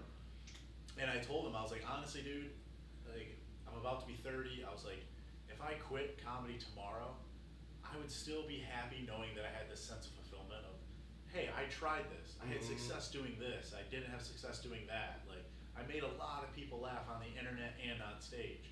That's what I coasted off of for a while. Like, I had my 15 minutes as a wrestler. When it's Yeah. like, it's a compulsion. It's like, Yeah. I have to be on stage. I really just want to sit behind a microphone and read lines. Yeah. And I'm not even one of those guys who's like going to haggle and stuff. You want to pay me 50, 60 grand a year? I'll be happy. You don't have to pay me hundreds of thousands of dollars. Yeah. I just want this. Yeah, You know? literally be able to pay for this. And yeah. like I was saying earlier, the only reason I would want to and do want to receive more is so I can give and make those types of facilities potentially someday. Yeah, and I mean, help other careers too, help other people, Yeah. shit like that. That's what it should be all about. Lifting each other up and edifying each other. So many people think they have to push people down to lift themselves up. It's like, you know what? If we just rise the tides, Yeah. we all rise. And that is a lot in stand-up, especially being on a bigger scene. A lot of people. Like me and Mitch kind of had it out on Facebook for a minute, for a little while. You know what I'm talking about? You know, He- the guy who does the Mitch Hedberg impression. No. You know that guy? He's a wonderful guy. He's got puppies and stuff. We talk and bullshit. He gives my dog treats and stuff and everything. But we kind of got into it online at one point after Charlie's death, I think maybe. But like, I was saying something, then he was saying some dumb shit, then I was correcting him, and then I was saying, oh, well, I guess you're right about everything, type of thing. And then we saw each other in real life again, and I was like, hey man, and we just won't talk about that stuff. You know what I mean? It's like that's how it has to be. I love you, respect you. We just won't talk about that stuff. Yeah. You know what I mean? That's how I feel with my own brother. I had a great, beautiful moment with my manager last night. You know, he was like, you conservative Nazi. I was like, you leftist snowflake bitch. You know, but it was like joking with each other. You know, like, because we had that conversation and we're like, he's like, but this shouldn't happen. I'm like, I agree that shouldn't happen. You know, like we found middle ground things that we could agree on. We still accept that this is what we think and believe, and we're cool with it. And at the end, he was like, man, I just want, no matter what our differences are, and he starts to stick his hand out. I was like, dude, I love you. And he's like, I love you too, man. He's like, I'd do anything for you to protect you guys and help you out in here. Whatever you want, I'm there for you. Yeah. You know what I mean? Yeah, it's back to the comedy though, kind of the comedy part. Mm-hmm. I tell people that if you can just focus, because like in stand-up, we're all trying to push each other down, because we all feel like we should be following the same path in terms of, I need to get booked as a feature for here, so that way I can keep working my way to get to the road, to become the headliner. When in reality, I think we're at the time where if you focus on something you love, I think your originality will show more. Like stand-up is not the way for everybody, but it could be the destination where like that Sam Hyde guy I was talking about earlier, not the best stand-up, but he can now sell out a tour because he did other stuff that he loved so much and the worlds were kind of similar. Right. And I think with podcasting and everything like that, it is kind of like that way. Right. Because that's what your audience is, just looking for someone they can relate to. Essentially, yeah. You know what I mean? Like, yeah. I can kind of see myself in him or her in their voice and and their ideas. Like, I do kind of think and feel, see like that. And that's why I believe that, like, the good comedians, the great ones, they're not just comedians. They're the seers of the time. Yeah, I would say the great ones. You know, Bill Hicks, George Carlin, Richard Pryor, Dave Chappelle, you know, some other ones. They were able to reflect on what's happening in the world today in a way that we can all see and accept and relate to. Yeah. Yeah. It's, from George Carlin talking about capital punishment to walking up the stairs. And, Yeah. oh, I think there's one more step. Yeah, I recently just watched the, I don't know if you've ever watched the George Carlin, The American Dream. It's like 2 episodes that are both 2 hours long. Was it a stand-up? No, it's like a documentary. It's like a little film, 2 little films by Judd Apatow and someone else. I think it's on HBO. Oh, so it's after he died. It's after he died. Okay, because I was like, I saw everything while he was still alive. I even read his book. But he's very, he was 50 years old, like 20, 30 years into comedy, and then he's like, I think I'm getting it. I think I'm a good artist now. basically saying, I think it was right around the Slammin' in New Jersey. Jammed in New York or somewhere. Jammin' in New York. Where he said that was like the biggest moment of his career where he realized, oh, I'm actually an artist too. Yeah, that's when everything clicked. Yeah. But that's still 50 years old. You're 20 years into comedy. You know what I'm saying? You were already famous from doing the 7 naughty words on television or 7 bad words you can't say on television. Thomas the Tank Engine. Yeah. So it's just. And like I told my cousin, I was like, dude, Rodney Dangerfield, man. We can't say, fuck, I'm in my 40s. I'd say, I'm only in my 40s. Yeah. I think there's different ways to do shit. Like, I really think if you focus on something you genuinely love, like at this point, like coming out here made me realize that, because I'm like, I want to do my solo podcast more, because it's more like my own daily show. I've always wanted my own daily show where I got a green screen and I could just talk about shit, and especially that. I mean, I have a clip on my Instagram that has got 1 million views naturally and 50,000 shares, but in today's world, it's all about the clips. So if I can write a 20, 30-minute episode talking about the news, it's probably at least 5 clips, you know, and I could become a better joke writer. And since doing that, I've been able to take those little bits, take them to stage and rework them, and now some of them are decent bits for me. So I think, and honestly, I just think that that's kind of what I want to just focus on, you know, on top of the stand-up. And I think that way my humor will show and things like that. But we live in in the comedy world, it's like you need to be doing 5 open mics a night, and you need to be, and maybe in a place like this or New York, it's better, but in Detroit, that shit gets old very fast. And you realize that the crowds really aren't there, so you're like kind of doing it to the same people or just doing it to comedians, which, I mean, that's everywhere kind of. So basically what I'm trying to say is there's a different path for anyone, and I think people should focus on what they truly want. Yeah. Or like really think about what they truly want, and like, all right, how do I get there? You know, what makes me stand out, and how can I? Because there's a couple people that I hang out with down here. They're so focused on impressing other comedians, and I get networking's a big fucking thing. Yeah. I really do. But this shit shouldn't feel like high school. Yep. You know, and it's clicked off and shit like that. This shit, kind of like you said, we should be trying to build each other up, especially in a scene like Austin, where it's small but huge, and it's. I don't want to be in a clique. I want to be friends with everybody. Yeah. You know what I mean? Or friendly, at least, to everybody. That's not, in ways, like, there is still some Hollywood influence here, to where I've heard some examples and stories of, oh, this person's friends with this person, so we can't get them into this club and stuff like that. I've kind of heard that a couple times. So I don't know. It's just it's really different for everybody, and I think Austin.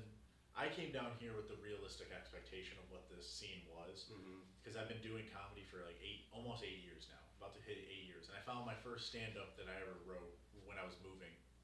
It was labeled in 2015, so that's fucking 10 years of writing comedy, and on top of that, I made YouTube videos when I was in middle school and shit. So I've been doing this like majority of my fucking life, and I always thought I was gonna be in New York and LA.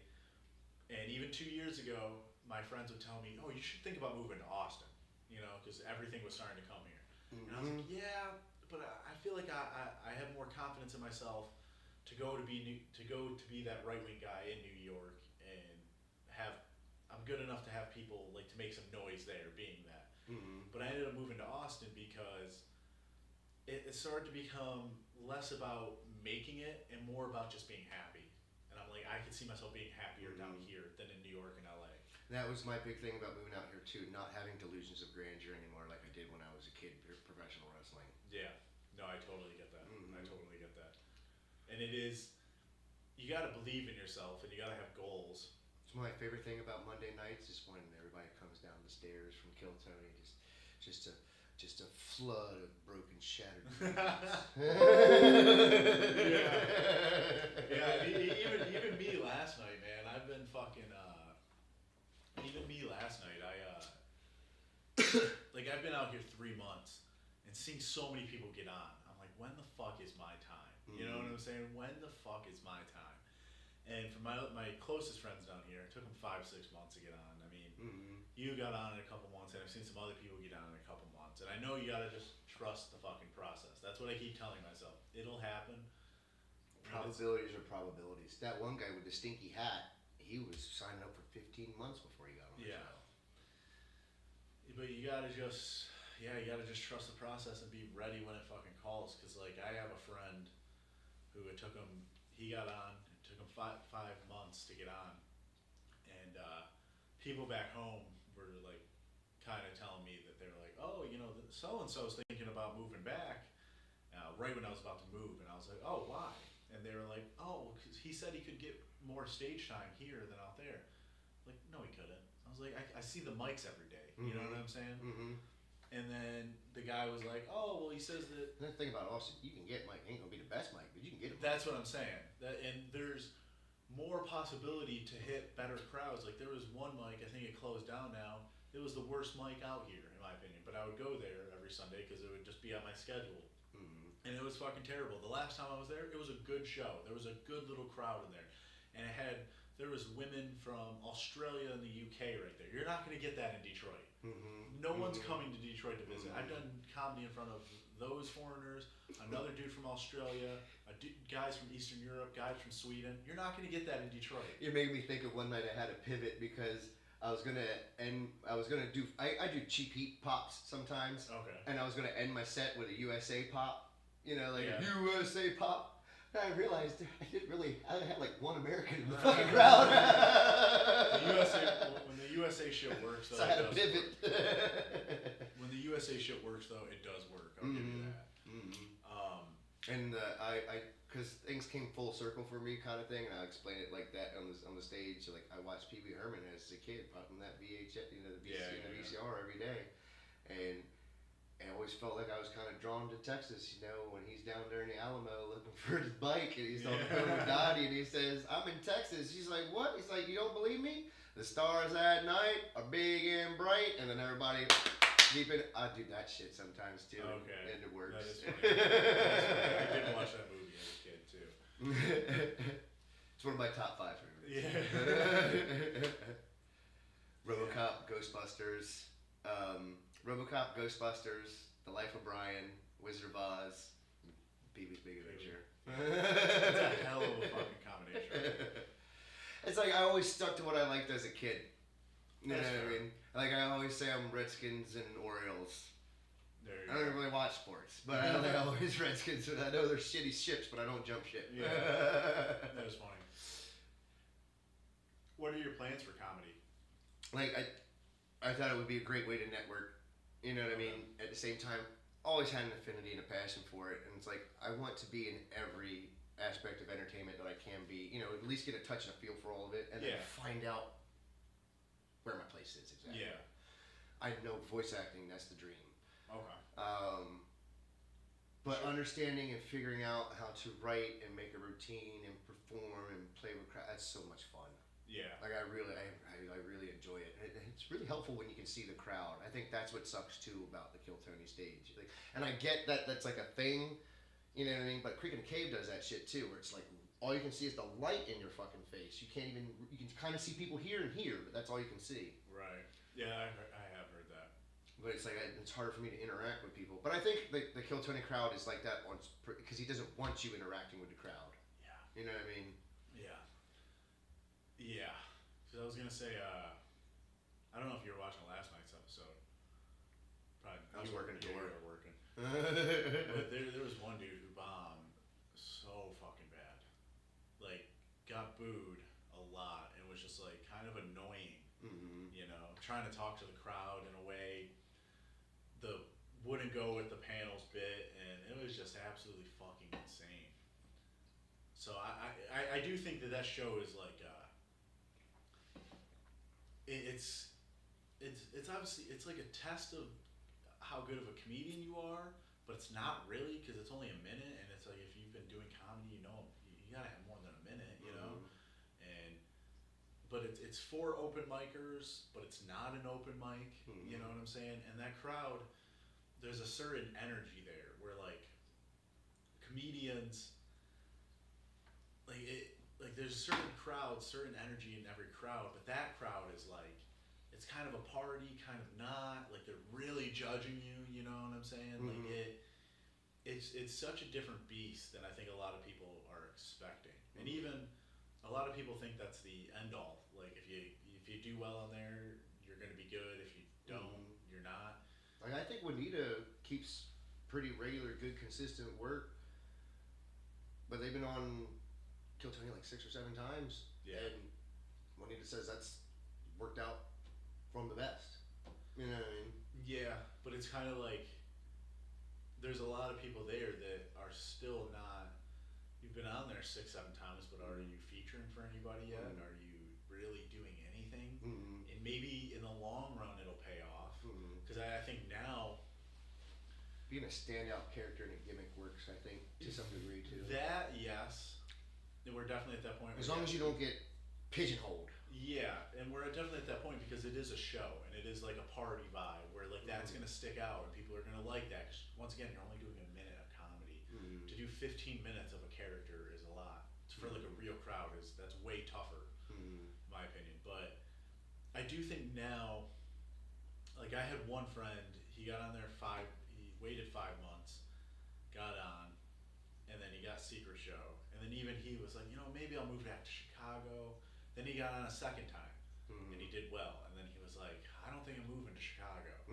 Then the third time he got on, in which I 100% don't think that this is random. I think I understand what they're trying to do in this scene. I think the first time he got on was random, maybe not even that, because he opened up for a producer the week before. Then he gets on, and then he waits until a week after the first episode aired to sign back up. He gets on that time. So like the odds are, you know what I'm saying? Me and Pete Stacks. Yeah, I believe so. He's a wonderful dude. One of my favorite people I've met out here. We've been talking about that a lot because we're both old school carny mentality. Yeah. I'm like, I know it's not a complete work. Yeah. But I know there's a work here. Without a doubt. But even so, my friend, he got on a third time, and then he did his best. But they already. He ended up winning a golden ticket. So he's one of the latest golden ticket winners, and but even he, like, how it all worked out for him, I'm like, I don't think that was all random. I think that maybe the first time was random. I don't think the second time was random. And I think the third time they were like, I think we're going to give this kid a golden ticket if he comes on and does well on both interview and comedy. And it worked out for him. But even with, like, a couple other people, I watched the same thing happen with another guy who I literally watched. I think it was that night I'm watching this guy have his premiere, and then later that night he gets called up again. He's the last bucket pull that night, and you gotta think the episodes are 2 weeks behind, so it gives you time to be like, oh, and like Tony in the one was like to my friend, he's like, oh, this is your second or third time. I'm like, motherfucker, you know, like you know what I'm saying? Like I think that they know. Same time, I'm like, man, he does see a lot of people all the time, but the other time it's like, no. Yeah, because like, I even told somebody last night, it's like, clearly we know there's some sort of work here. It's not all a shoot because he even says on the show, oh, he tells the guest, like, any stranger off the street could wander in there and sign up and blah, blah, blah. I'm not letting any fucking stranger into that building. Yeah. I'm not letting any random homeless person into that building. So no, it is going to be, and you know how it is when you sign up. It's like, do you actually have a minute? Yeah. You know, they want to make sure you're not wasting their fucking time. Yeah. You know what I mean? So it got to that point, definitely. And I fucked my money up. I felt so bad. But I was so nervous. I was cussing. It didn't even make sense. Yeah. I was stuttering. I was like I over-explained. That was the worst part. I over-explained, wasted my own fucking time. Made like weird fucking movements I don't fucking normally make. Yeah. I was so out Wait, of you it. started in July, man. Yeah. You went from starting in July to the biggest comedy show in the world. Yeah. That is a lot of pressure. And I got a medium joke book. Yeah. So I would say that. And I don't think it was because they like were wowed by anything. I think it was along the lines of, "You're a nice guy. Get the fuck off the stage." Yeah. Dude, I remember your episode. I remember watching your episode. But for me, it's hard to truly like. And someone said this to me last night. They're like, it's so hard to tell if someone's bombing or doing good because I can't really hear well. So I can't tell if the audience is laughing or whatever. Oh, that was my hard part too. I was like, really try to hear everything they're saying on the panel because I have a hard time hearing. Yeah. But I remember your episode had the guy that was like hated. Do you remember that? Yeah, but like, which one was he? He was the guy who looked like a generic looking white guy. Because I was trying to I fast forwarded through and I was like, I don't. Which one? I was like, did they edit him out completely of the show? I don't think so. He was. I believe he was wearing like a sweater vest and whatever. But the crowd was. Not only the crowd booed him, I think during the minute, but completely throughout the interview they were booing him. And like literally, Tony was like, immediately was like, you know, you're. He was like, so let me guess, you come from a 2-parent household that makes good money, and like you just tell him that he's never went through trauma. You just tell he never went through trauma. And he was like, yep, like yeah, that's my life. And then he got to the point where they're like, I think it was already past the tell us your best joke. Because I'll be honest, I don't care how funny you are. When they're in the situation of, oh, you've been doing comedy this long, tell us your best joke. I don't think you're ever know what my best joke is. But you know what I mean? Even if I've told the same joke to several different people, and I got people laughing their ass off, and I other people, that's not funny. Well, exactly. I don't care if you're 20 years in the game and you have killer jokes. If they're in a situation where the crowd is on the panel side and he's going, tell us your best joke, that crowd wants you to fail. You better have an amazing joke. Yeah, I see. He's setting them up for failure. Yeah. I heard like Sam Talent was even like trying to help him. Like, look, dude. Yes, but they were literally like, fucking roast that guy right there, and he was like, and he had nothing, and then Sam Talent literally got up and he took the microphone. And he was like, I'm fucking rich and I'm white, and you're a piece of shit. Like acting for him essentially, and showing right, like saying this is how your character should perform something. You know, essentially. And it, to me, there's been a couple moments since being in Austin where I'm just like, how do you come back from that? Like it's like I did the Mothership open mic, right? The Mothership open mic. The whole time I'm on there, the whole time I'm sitting back, because I was number 13. That's a moment where I wasn't nervous. Because with me, I've been doing it long enough to where I'm nervous if I'm about to go up at a shitty open mic where there's 5 people in the crowd and just other comedians watching you. That's when I'm nervous because I know how tough those situations are. If I have a crowd of 100 people, 150 people, I'm fucking good because I know my material's pretty decent and I know how to roll with the punches and I know how to. I can get oohs and ahs from other here and I can roll with it. During the Mothership open mic, I had more excitement than anything. My leg was like shaking and everything, and I was like, "This is what I fired up." Yeah, I was like, "This is what I moved here for. I moved fucking 1,500 miles for this shit." Ain't fucking this up now. But the first guy went up there, and he bombed pretty bad. Not pretty bad, very bad. Because everyone calls the Mothership open mic, they call it a kill box. Basically, if you know how to tell a joke, you're gonna do well. And that was my experience, and that's been about every good comedian out here, decent comedian's experience out here from what I've learned. This guy bombed so bad to where the host, who is more of a roast battle guy, he was like, he came up after him, because when you do the open mic at the Mothership, you're supposed to get off stage, get your shit, and get the fuck out. They don't want you standing around talking, you know, whatever. So the first guy bombed so bad that the host goes up there and he goes, that guy fucking sucked, didn't he? And then the whole crowd just starts laughing. And he was like, that guy only got 4 laughs. He's like, even when I bomb, I get more than 4 laughs. And I felt so, because the guy is still in the room at this point. And I felt so conflicted, because like part of me is like, damn, that's fucked up, you know? That's like dream crushing shit right there.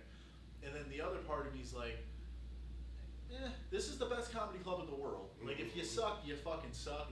Everyone, there's 300 people signing up for this open mic that have, like me, that have dedicated their fucking lives to this shit. So we better, like, you better bring it. It's like if you can get a quarter or a third to like it, you're good. For the most part, yeah. Honestly, for the most part, yeah. But the guy was just so bad. And I still remember what his first joke was, and like people were all like, "Was he that bad?" I'm like, I tell them the first joke, and they're like, "What?" And I'm like that's what I'm fucking saying. Because like usually like I don't remember really bad jokes like that. But it was such a bad joke that it set the vibe for the entire 3 days. And but yeah, there's been a couple moments like that where you've been to Banana Phone, right? Oh, I went to go there the one time, and then I ran back to Shakes. I can't remember if I was checking to see if I had to work or if I was just going to do the open mic over there instead. But I was like, what do you mean? And I was like, oh, when I saw it as I was walking out, I was like, oh, okay, I understand the whole concept now. They have all these different workshops out here. I'm like, oh, that is so cute. That is so unique and helpful. That is so cool. But yeah, somebody do whatever they want. They can go up there as a gimmick or a character or just themselves, and it's just a riot act, just insulting each other back and forth kind of thing. Basically, but I mean, I've seen like 2 people get booed out of the building, you know, and there's just more examples of like, I don't know how you really come back from that, you know, and there's ways, there's perseverance, there's ways, and you gotta respect it. Like, I think that's what helps me out also so much in this world and environment, because I kind of have a familiarity for it being in wrestling before. But I was an old school punk rock kid. Okay. And always had the mentality, I don't give a fuck what you think about me. And then I became a Christian and realized, oh, you kind of have the same attitude. I don't give a fuck what you think about me.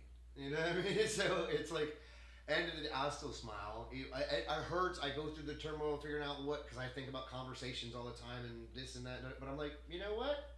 It is what it is. I'll be back tomorrow. I'll try again. I've already had it in me. I know so many times people were like looking at me and went, oh, see how long this one lasts. Oh, I haven't seen them come a bit. But I see it in their faces when I still keep popping up. They're like, oh, he's still around. You know what I mean? It's like, yeah, bitch, I ain't going nowhere. Yeah. Yeah, that'll change it. Well, it's a bigger scene. And like you were talking about before, like, I love gleaning off of the other guys and whatnot, but yeah, sometimes it's like that information, I'll take it, but I'm going to make it my own. Yeah. Because like you were saying about wanting to be original and whatnot, and I forgot my other point I was going to make, but yeah, it's like I do enjoy gleaning from them. At the same time, it's like, all right, yeah, not every single structured thing is going to work the same picture perfect thing for everybody else. It's not a cutter thing for everybody else sort of thing, yeah. But I do understand what they're saying, and it does make sense a lot of times when they're like, you just want to set up punch and then fill in the gaps and blah, blah, blah. And yeah. It's like, okay. And then like you're saying, oh, we got to be all these shows all the time, blah, blah, blah. I'm like, I get it. You want your face to be out there recognized all the time until the point, okay, he can do a couple good sets, let's have him. Well, also, I think that, so with my, like, years in comedy, my first couple years, I was doing all the open mics, I was making my own sketches, and then right around 2019, summer of 2019, I have a sketch kind of go viral in Michigan. Mm-hmm. So that was a big deal, because it was, like, pulling numbers on Twitter and Facebook, and everyone was like, it was about that area, so everyone was like, you know, fucking with me heavy. That entire summer, I was pulling so many numbers on Twitter that in January of 2020, right before COVID, I came out with What White People Do in Detroit. Mm-hmm. That took off, and that blew up. Mm-hmm. I got my own segment on the radio in Detroit. So right around that time, I was like, you know what? Fuck those open mics. I was like, I'm not gonna go to the shitty bar shows. I'm only gonna sign up for the club open mics, and then the club open mics, the club bookers will be like, this guy's good. He's doing his shit on social media, and then I'll get booked that way. Mm-hmm. So right around that time happens, the pandemic happens. So everything gets shut down. Mm-hmm. And then it opens up again, and I was still in that mindset of, I'm just gonna do the club open mics and do my shit on social media, and it just didn't really work for me. And then I had this realization that the people who were grinding the open mics, they were becoming better than me. Like truly better joke writers on stage, right. better performers, had better stage presence, and just being better in the networking field. And that's how they're getting booked to do stand-up comedy. And that repetition of practice, even though I hate saying the same jokes over and over again, you Yeah, say it a different way. And then you figure out another way to refine it. And then you figure out another way to either make it longer or shorter. You know what I mean? Those, they happen. Those go a long way, and like my bit that I did on my Kill Tony, I practiced it like 2 or 3 times on sets just to test audience to see if it would work, kind of thing. Like this does work, I can make it work. I've been refining this since before April. Yeah. I get on stage and fuck it all up. I talked to the girl afterwards. I don't know her name, but the girl talks about the skin tag she had on her asshole and had to bend over. Oh, this makes me feel real pretty in front of the doctor, kind of thing. Yeah, I know what you're talking about. I was talking to her afterwards. And I was like, I fucked up my minute. I got the bear, and she's like, well, what's your joke? I said, you probably won't like it. She's like, why? I said, it's a pro-Trump joke. And she goes, just tell it to me anyways. And I told her the joke, and she goes, that doesn't take a minute to say. I'm like, I know. I know. Yeah. And it's a cheap heat pop. But it's a rally, and it's kind of fun perspective thing, too. Because I've been saying he's our dick to fuck the pussies and assholes since before the election. You know what I mean? And I was like, man, this is perfect. I'm going to say it this way, and da-da-da. And the Piper's Pit thing popped in my head after Zelensky's first appearance in the Oval Office. Okay. I was like, oh my God, he's turned his shit into Piper's Pit. You know what I mean? I'm just waiting for the day when these guys mouth off to him and he grabs a fire extinguisher and shoves it up their ass and says, "Get the fuck out of my office and get the fuck out of my country. Now hit my fucking music." You know what I mean? Like a pro wrestling setup. You know, that's how I saw it. And I started to say it, and I was so stuttering and stupid and fucking blah, blah, blah. I didn't get to the last 3 lines. And at that point, I was like, I wouldn't want to fuck up a joke that has Piper in it anyways in front of me. Yeah, you know what I mean? That's probably true. Because he was really good friends with Piper. Yeah, was he really? And it's like I would never want to insult his name or, besmudge his name or fuck him up in any way because he's a great dude. And if I fuck up a joke that has his name tied to it, that would be the death of me. It is funny because the guy I was talking about last night who I never got to talk about this shirt. I was wearing this shirt at Kill Tony too. It's a friend of mine I used to train with that died. Yeah, I know the Briscoes. I'm pretty big into wrestling. Okay. Yeah. Very happy for Mark, man. I used to work with him too. He's a beautiful guy. I always remember his knee right in my eye socket. but Tony is like last night. The guy who I was talking about doing really bad.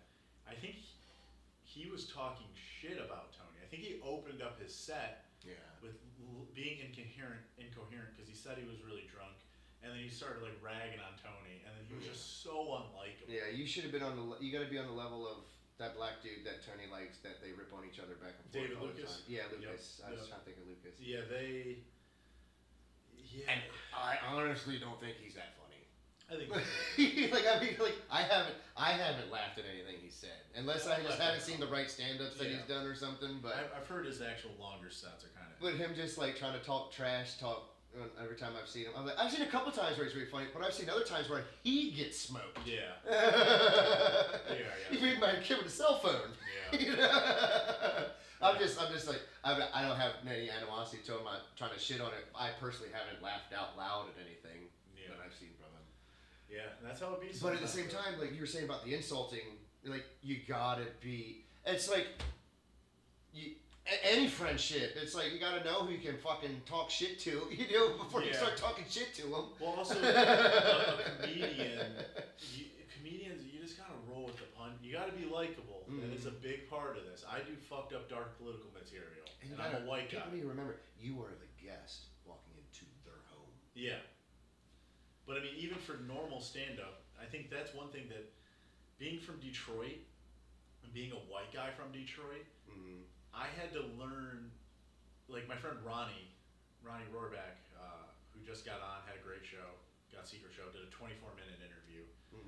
But he tells people, he's like, in Detroit, you got like 10, 15 seconds to make them laugh. And I'm like, honestly, I think that's true. Like I hear him say it, and I'm like, that's kind of how I've always operated, of like, you, like especially being the white guy, such a white Disney Channel bully looking motherfucker, I had to go out there and like right away get respect. And so that's why like my Kill Tony set, whenever I get on, it's going to be at 5 or 6 punchlines. I hope I get 6. That's because I spent years also making tweets, learning how to make a single line funny and how to comment on topical shit. A story in 5 words. Yeah.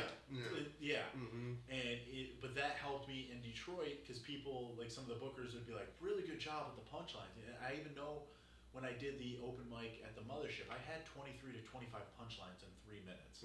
That's 8 punchlines a minute. Some of them are little tags. It's still a punchline to keep you going, And I just feel like that just taught me a lot. And even like coming out here, I had to work so hard at being likable in Detroit that coming out here, I don't have to think about that at all. Because I'm like, coming out here, I can say whatever I want. I don't have to sugarcoat. Right. I don't have to sugarcoat a lot of what I had to do in Detroit. You don't have to police your fucking language. That's what I'm saying. Politically correct. I can say whatever the fuck I want out here. You don't like? Guess what? I'm in Texas. You can be as liberal as you want.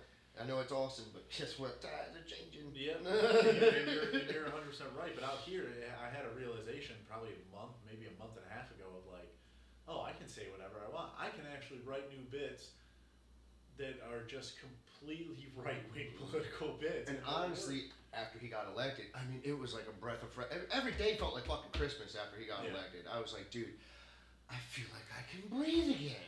I feel like I can say whatever the fuck I want again. Yeah. We need to bring...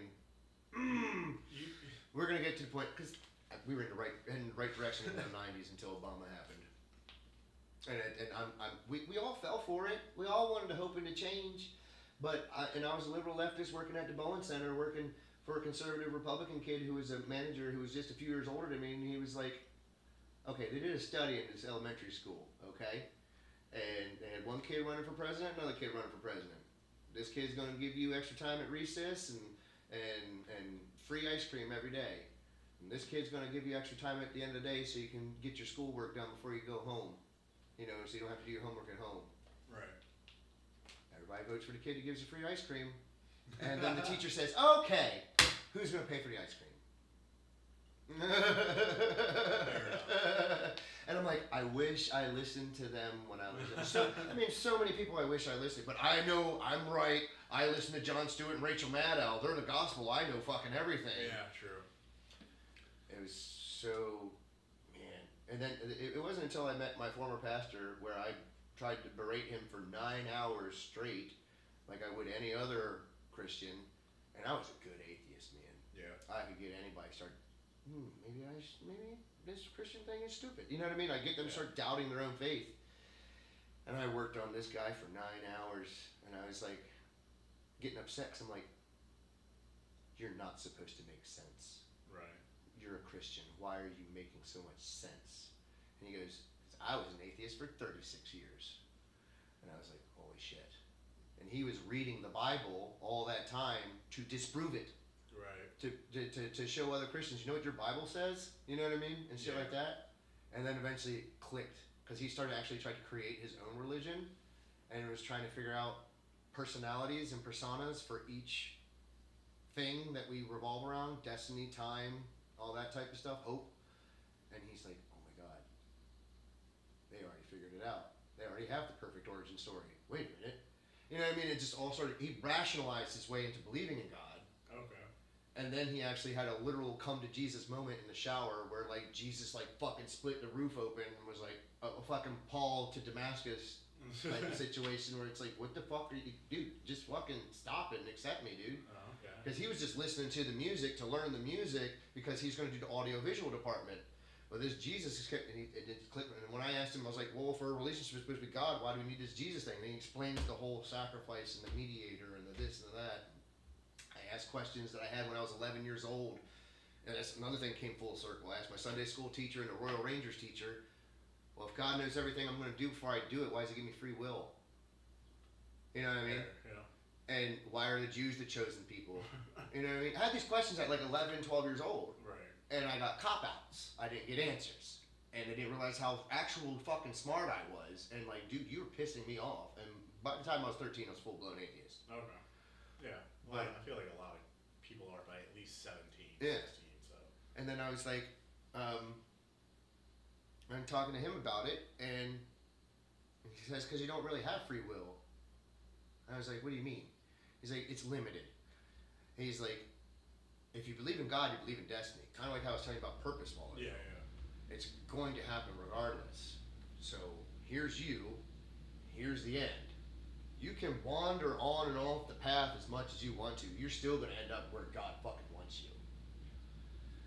The only control you have of free will is the quality of life you have. I mean, that's all the rules in the Bible. It's quality of life. It's not like, follow this rule or I'm going to condemn you. And it's like, no, I promise you, if you stay within these guardrails, you will have a better quality of life. You will be happier. You will give more joy and love to other people because you will stay on this path that will help fulfill you and make you feel better as well. Okay. And it just makes sense. It's like they're not conditions, they're guidelines. And it's like they're appropriate guidelines. And I asked him stuff like, well, you know, because if I choose Jesus, I'm choosing happiness. If I choose the bottle, I'm choosing misery, kind of thing. Sure. In my life, because we all have our own specific things that we're drawn to that we shouldn't be drawn to, but we can't help but want it. Right. But we know we have to abstain from it because it's better for us too. Right. Yeah, I love saying the N-word. Yeah, it's a Just fun gets- word to say. It gets me going, you know. I just love saying the N-word. It's like people You don't. can't say it too much. I know you can't say it too much. When it makes sense in context, and when you come from where I come from, there's white ones, there's black ones, there's Mexican I'm ones. from Detroit, dude. It means you're being a rude, ignorant, lying, dirty, ignorant fucking piece of shit asshole. You know what I mean? It's just a shorter, funner way to say it. Or you're kind of a cool guy. You're kind of my friend, you know? Like I said it one time when I was working with an army vet guy. He was a black guy. And I was talking about another guy that worked in the chicken plant with us. I was like, he didn't really need this job, dude. That nigga got money. And he was like, I said, oh God, I'm so sorry. He said, no, man. He said, that's exactly how you're supposed to say it, man. He's like, and you're right. That nigga do got a lot of money. Oh, that's hilarious. But I mean, hilarious. I forgot kind of where I was going with the Jesus stuff, but I mean, I don't mean to get all preachy. No, you're good. I gotta do leave kind of soon here.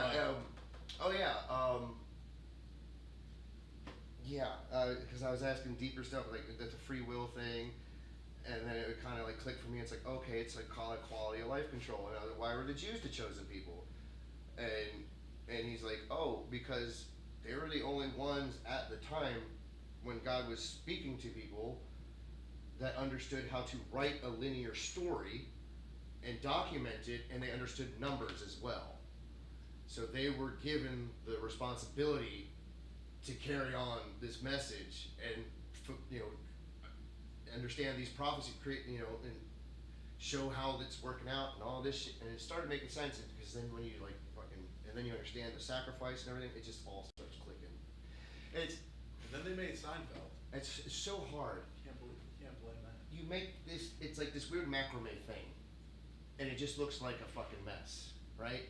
But if you look at it just the right way, you'll see it says Jesus in the weird macrame thing. And then once you see it, you can't unsee it. Okay. That's where I'm at. When people are like, why do you believe in God? I don't believe in God.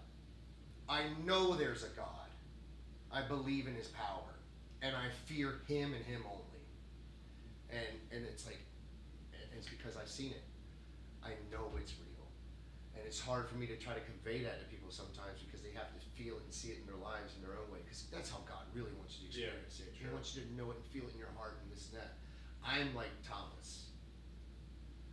When Jesus came back from the dead to hang out with his buddies for a little while, for 40 days before he went ascended, Thomas is like, bullshit. I'll see it when I believe it. And I'll believe it when I see it. And he walks through the fucking wall and says, check it out, dude. Thomas is like, oh my God, it's really you. You know what I mean? And Jesus like, I promise you, those who believe and did not see, their gift will be greater. Those who have seen, I'm like, I know my gift isn't going to be great, so I have to do everything I can while I'm here and alive on earth to try to do the best I can to promote him in the best way I know how to. There you go. Okay. And a lot of people are like, quickly are like, because I like oxymoronic type things, but I like consistency as well. And people are like, well, why do you cuss if you're a Christian? Well, because the cussing isn't against the Bible. Cursing and swearing are. But those are, people want to, they're all three different fucking words mean three different things. They're not all the same thing. Okay. Swearing means to swear an oath to something. So when people say, I swear to God, that's actually the only thing you're supposed to swear to. And that's actually how our country's set up too. Okay. You know what I mean? Like when you swear, you're swearing to God. You know what I mean? Because that's the only thing you're supposed to swear to. You swear an oath to something else, now that's a sin. So when I swear an oath to the fucking Freemasons or the pagans, you're swearing an oath to an allegiance to something that is not of God. That's what swearing is. Okay. Cursing is actually wishing ill will upon somebody. Like to want them to be hexed or hurt in some sort of negative way or cast shame and misery upon them. I'm not conjuring spells. Cussing is language. Cussing is speaking in tongues to me. My Bible says to not be offended by anything. It also says do not go out of your way to offend people. But if the truth offends you, that's your fucking problem, not mine. And the words are just words. We had a homeless outreach ministry. If we go out there all hoity-toity, oh, would you like this? Jesus sent us and blah, blah, blah. What are you selling? What are you selling me? What are you beating me over the head with? A Bible? What the fuck are you selling me? But when we just go out there and we're like, hey, we're soul ministries. We're not the cops. We got food. We got clothes. We got toiletries. We got cigarettes. Oh, shit, you all got cigarettes? Yeah, man, what's up, man? He's like, oh, man, I've been dealing with it all this bullshit. Man, that's fucked up. That's bullshit. Oh, man, you all cool, man. Where you all from? Blah, blah, blah. They start asking questions. Oh, you from church? Oh, we go to church, but, we're just here because God sent us. Or, we'll tell the joke, well, we don't have any friends, so we figured we just come hang out with you guys, give you a bunch of free shit, you'll be our friend. Yeah. You know what I mean? And we just hang out and bullshit with them. We're like, dude, these people are real. This is really God's work. You all fucking cool people. You know what I mean? It's just words. Yeah. It's the intent, not the content. Or the context, I should say. The word itself isn't bad. The use of the word is bad. I can say I love you, and you know I'm being fucking sarcastic and actually being rude and ignorant to you. Yeah. But I can say, I fucking love this guy, and actually genuinely mean it wholeheartedly. Right. You know what I mean? It's not the word. It's emphasizing words. Yeah. There's markers and what do you call it? We use all these different types of words. I like what the one guy says. Yeah, you've probably seen him, Warren. I can't think of his last name or his first name.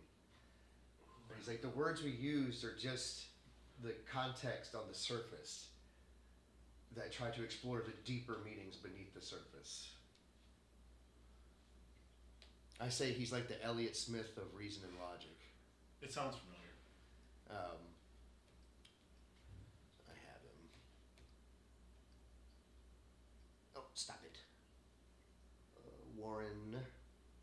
He's the guy that got Warren Smith. He's the guy that got the big exposure because he had that short where he's talking to the student that asks him about Rolkin, the chick who wrote the Harry Potter books. Okay. And he's like, well, what makes you say that? Why would you logically ask me that question? You know, like that type of stuff. He's a cool guy. He's got, and after that, he was like, well, I guess I'll start my own show. Okay. I don't think I've seen that guy, maybe. He's like I say, he's like the Elliott Smith of logic and reasoning. If you know who Elliott Smith is, it makes sense. Yeah. He's a really kind, sweet dude, but like logic and reason. And I'm so sorry I ramble. No, you're good, man. I think that's what podcasts are for. Technically streams. But I do gotta start getting out of here, dude. Yeah. If you got stuff to do, I'm sure. Yeah, no, I gotta call my girlfriend here shortly. But thank you for having me, man. Dude, I'm so glad you followed through with it. Thank you so much. Because it's so hard with some of these guys. It's like pulling teeth. And at the same time, I understand we're all busy. Like I talked to the one couple, I can't think of his name, Trey and Lindsay, I think. Yeah. And they're like, hey, I'm sorry we haven't gotten in contact with you. We didn't mean to message, but I said, I understand. I see it out there on the streets every day. The look in every one of these comedian faces, they're either in their own head or they're like, what do I got to do next? What do I got to do next? Yeah. You know, it's like, I understand. And I try not to be invasive of that because I know we all got so much shit we're trying to work on in our heads. And I mean, out here, everyone, like, you're right, everyone just is so fucking busy. Like, even me, I'm just fucking, if I'm not working, I'm doing comedy. Yeah. And, like, even the past Sunday, wake up, have a day off, film something, edit it, try to edit it a little bit, then I'm going to open mics. Monday, you wake up, edit the video all day, then kill Tony. Then you come home today, wake up, continue editing the video, post it, work out, come home. I did take a nap today. It was nice to get a nap in. But even then, I'm like, I should be editing another video, you know? That's the one thing I'm like, I don't want to fucking start doing. How many hours of shit I have to watch to fucking figure out how I'm going to clip this? I'm like, no. Eventually, maybe it'll catch on. I'll find somebody who wants to edit for me. I actually already have one guy offer it to me. That is the way to go. No. I will say, editing your own stuff, I mean, you just learn as you go. Yeah. Because it really is like... I mean, I got this far with the OBS. That's, yeah. And I mean, anything that you just start doing, you can be like, okay, I want to do this. How do I do that? And then you YouTube it, and then you do it. And there's things that I've YouTubed like 5 times, because every time I need to do it, I'm like, okay, how do you do that again? You know? So and it does help when it comes to creating sketches and stuff like that, of just knowing what you can do and everything like that. Yeah. Have you ever watched Red Letter Media? No, I don't think so. Those guys are great, you know, at like cutting, editing. They're great. You like old school movies and like shitty films and horror movies and stuff? These guys are really fun. Really, really fun. They've been around for a while. They got millions and millions of views, like steady all the time. Really funny guys. That's my favorite. It's called Best of the Worst. Well, they'll watch like 3 or 4 movies and like judge which is the best of the worst. Dude, I've seen some films on there that will just blow your fucking mind. Hilarious type shit. And they get great guests. Jack Quaid is a normal guest. Yeah, is that Pete Davidson or no? That looks like a very off-brand Pete Davidson. Am I right? Yeah. That is Pete Davidson. I think they're like ripping on him or talking about one of the movies he was in or something.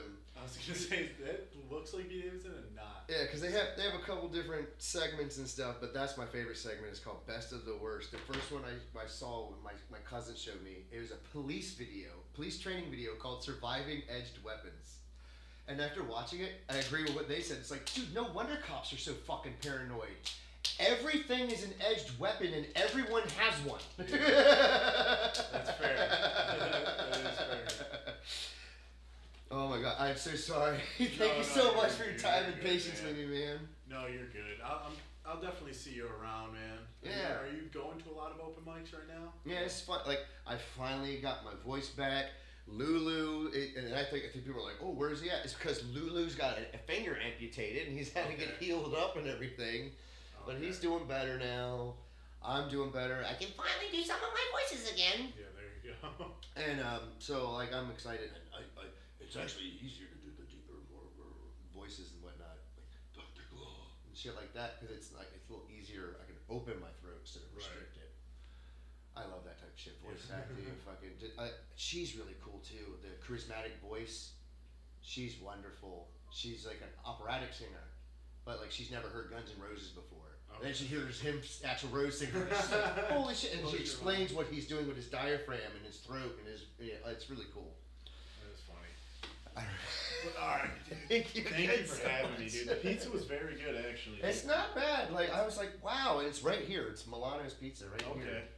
And I was like, shit, man, that doesn't like the wings are decent sized and everything. There haven't been too many discouraging things about Texas since I've been out here. I mean, the apartment was the biggest issue, but man, how is this place? You like it? Now that I finally got everything fixed, that they finally got it on top of everything. I finally got the door weather sealed. Okay. I mean, I have the air on, but it's not running. You can hear it's not even on because it's staying the temperature. Right. You know, yeah, that's kind of how I turned that off half the time. I had to buy that 200 dehumidifier because my humidity kept going over 60% all the time. Really? Okay. And if your humidity goes over 50%, it'll start rusting components in your computer. Really? Because there's so much moisture in the air. And if it goes below 30%, too low, it'll create static and make things pop. Interesting. That's good to know, actually. But once again, from trying to figure out how to upgrade things, and like you said, like with the editing, just what did I do again? Yeah, no, I'm gonna be the same way when I try to get mine fixed. And I think about it, and I'm like, you know what? If you do it, I mean, you're gonna be a hard worker. You want to be a hard worker. Take those hours and do all that editing and make those short clips, and then maybe to make some money. But it's like, fuck, that's a lot of time. It is. I mean, clips for podcasts, they're easier because you just really gotta clip it. That's the big thing. Sketches takes me so much fucking time, dude. Even something that's like 30 seconds. Yeah, that's why I started my individual show, and when I first started the first show, I was like, they're either going to be 5, 10, 15 minutes, maybe even 20 minutes, and then I started doing, okay, they're all going to be 20 minutes, because I don't know how to shut my fucking mouth. That too. But alright, dude, it was nice seeing you. Thank you so much for hanging out. No I really problem. appreciate it. I will, let me know when this is up. Well, it should be live now. But, and I didn't even record it, actually. Shit, so if you want it, you have to download it from YouTube. Okay. I forgot to do that. I was like, I gotta remember to hit the record so it records and I have a file of it, but it's on YouTube forever. Okay. Sounds good, man. Thank you so much, man. Ken. Take care. Yep, I'll see you around, dude. Thank you.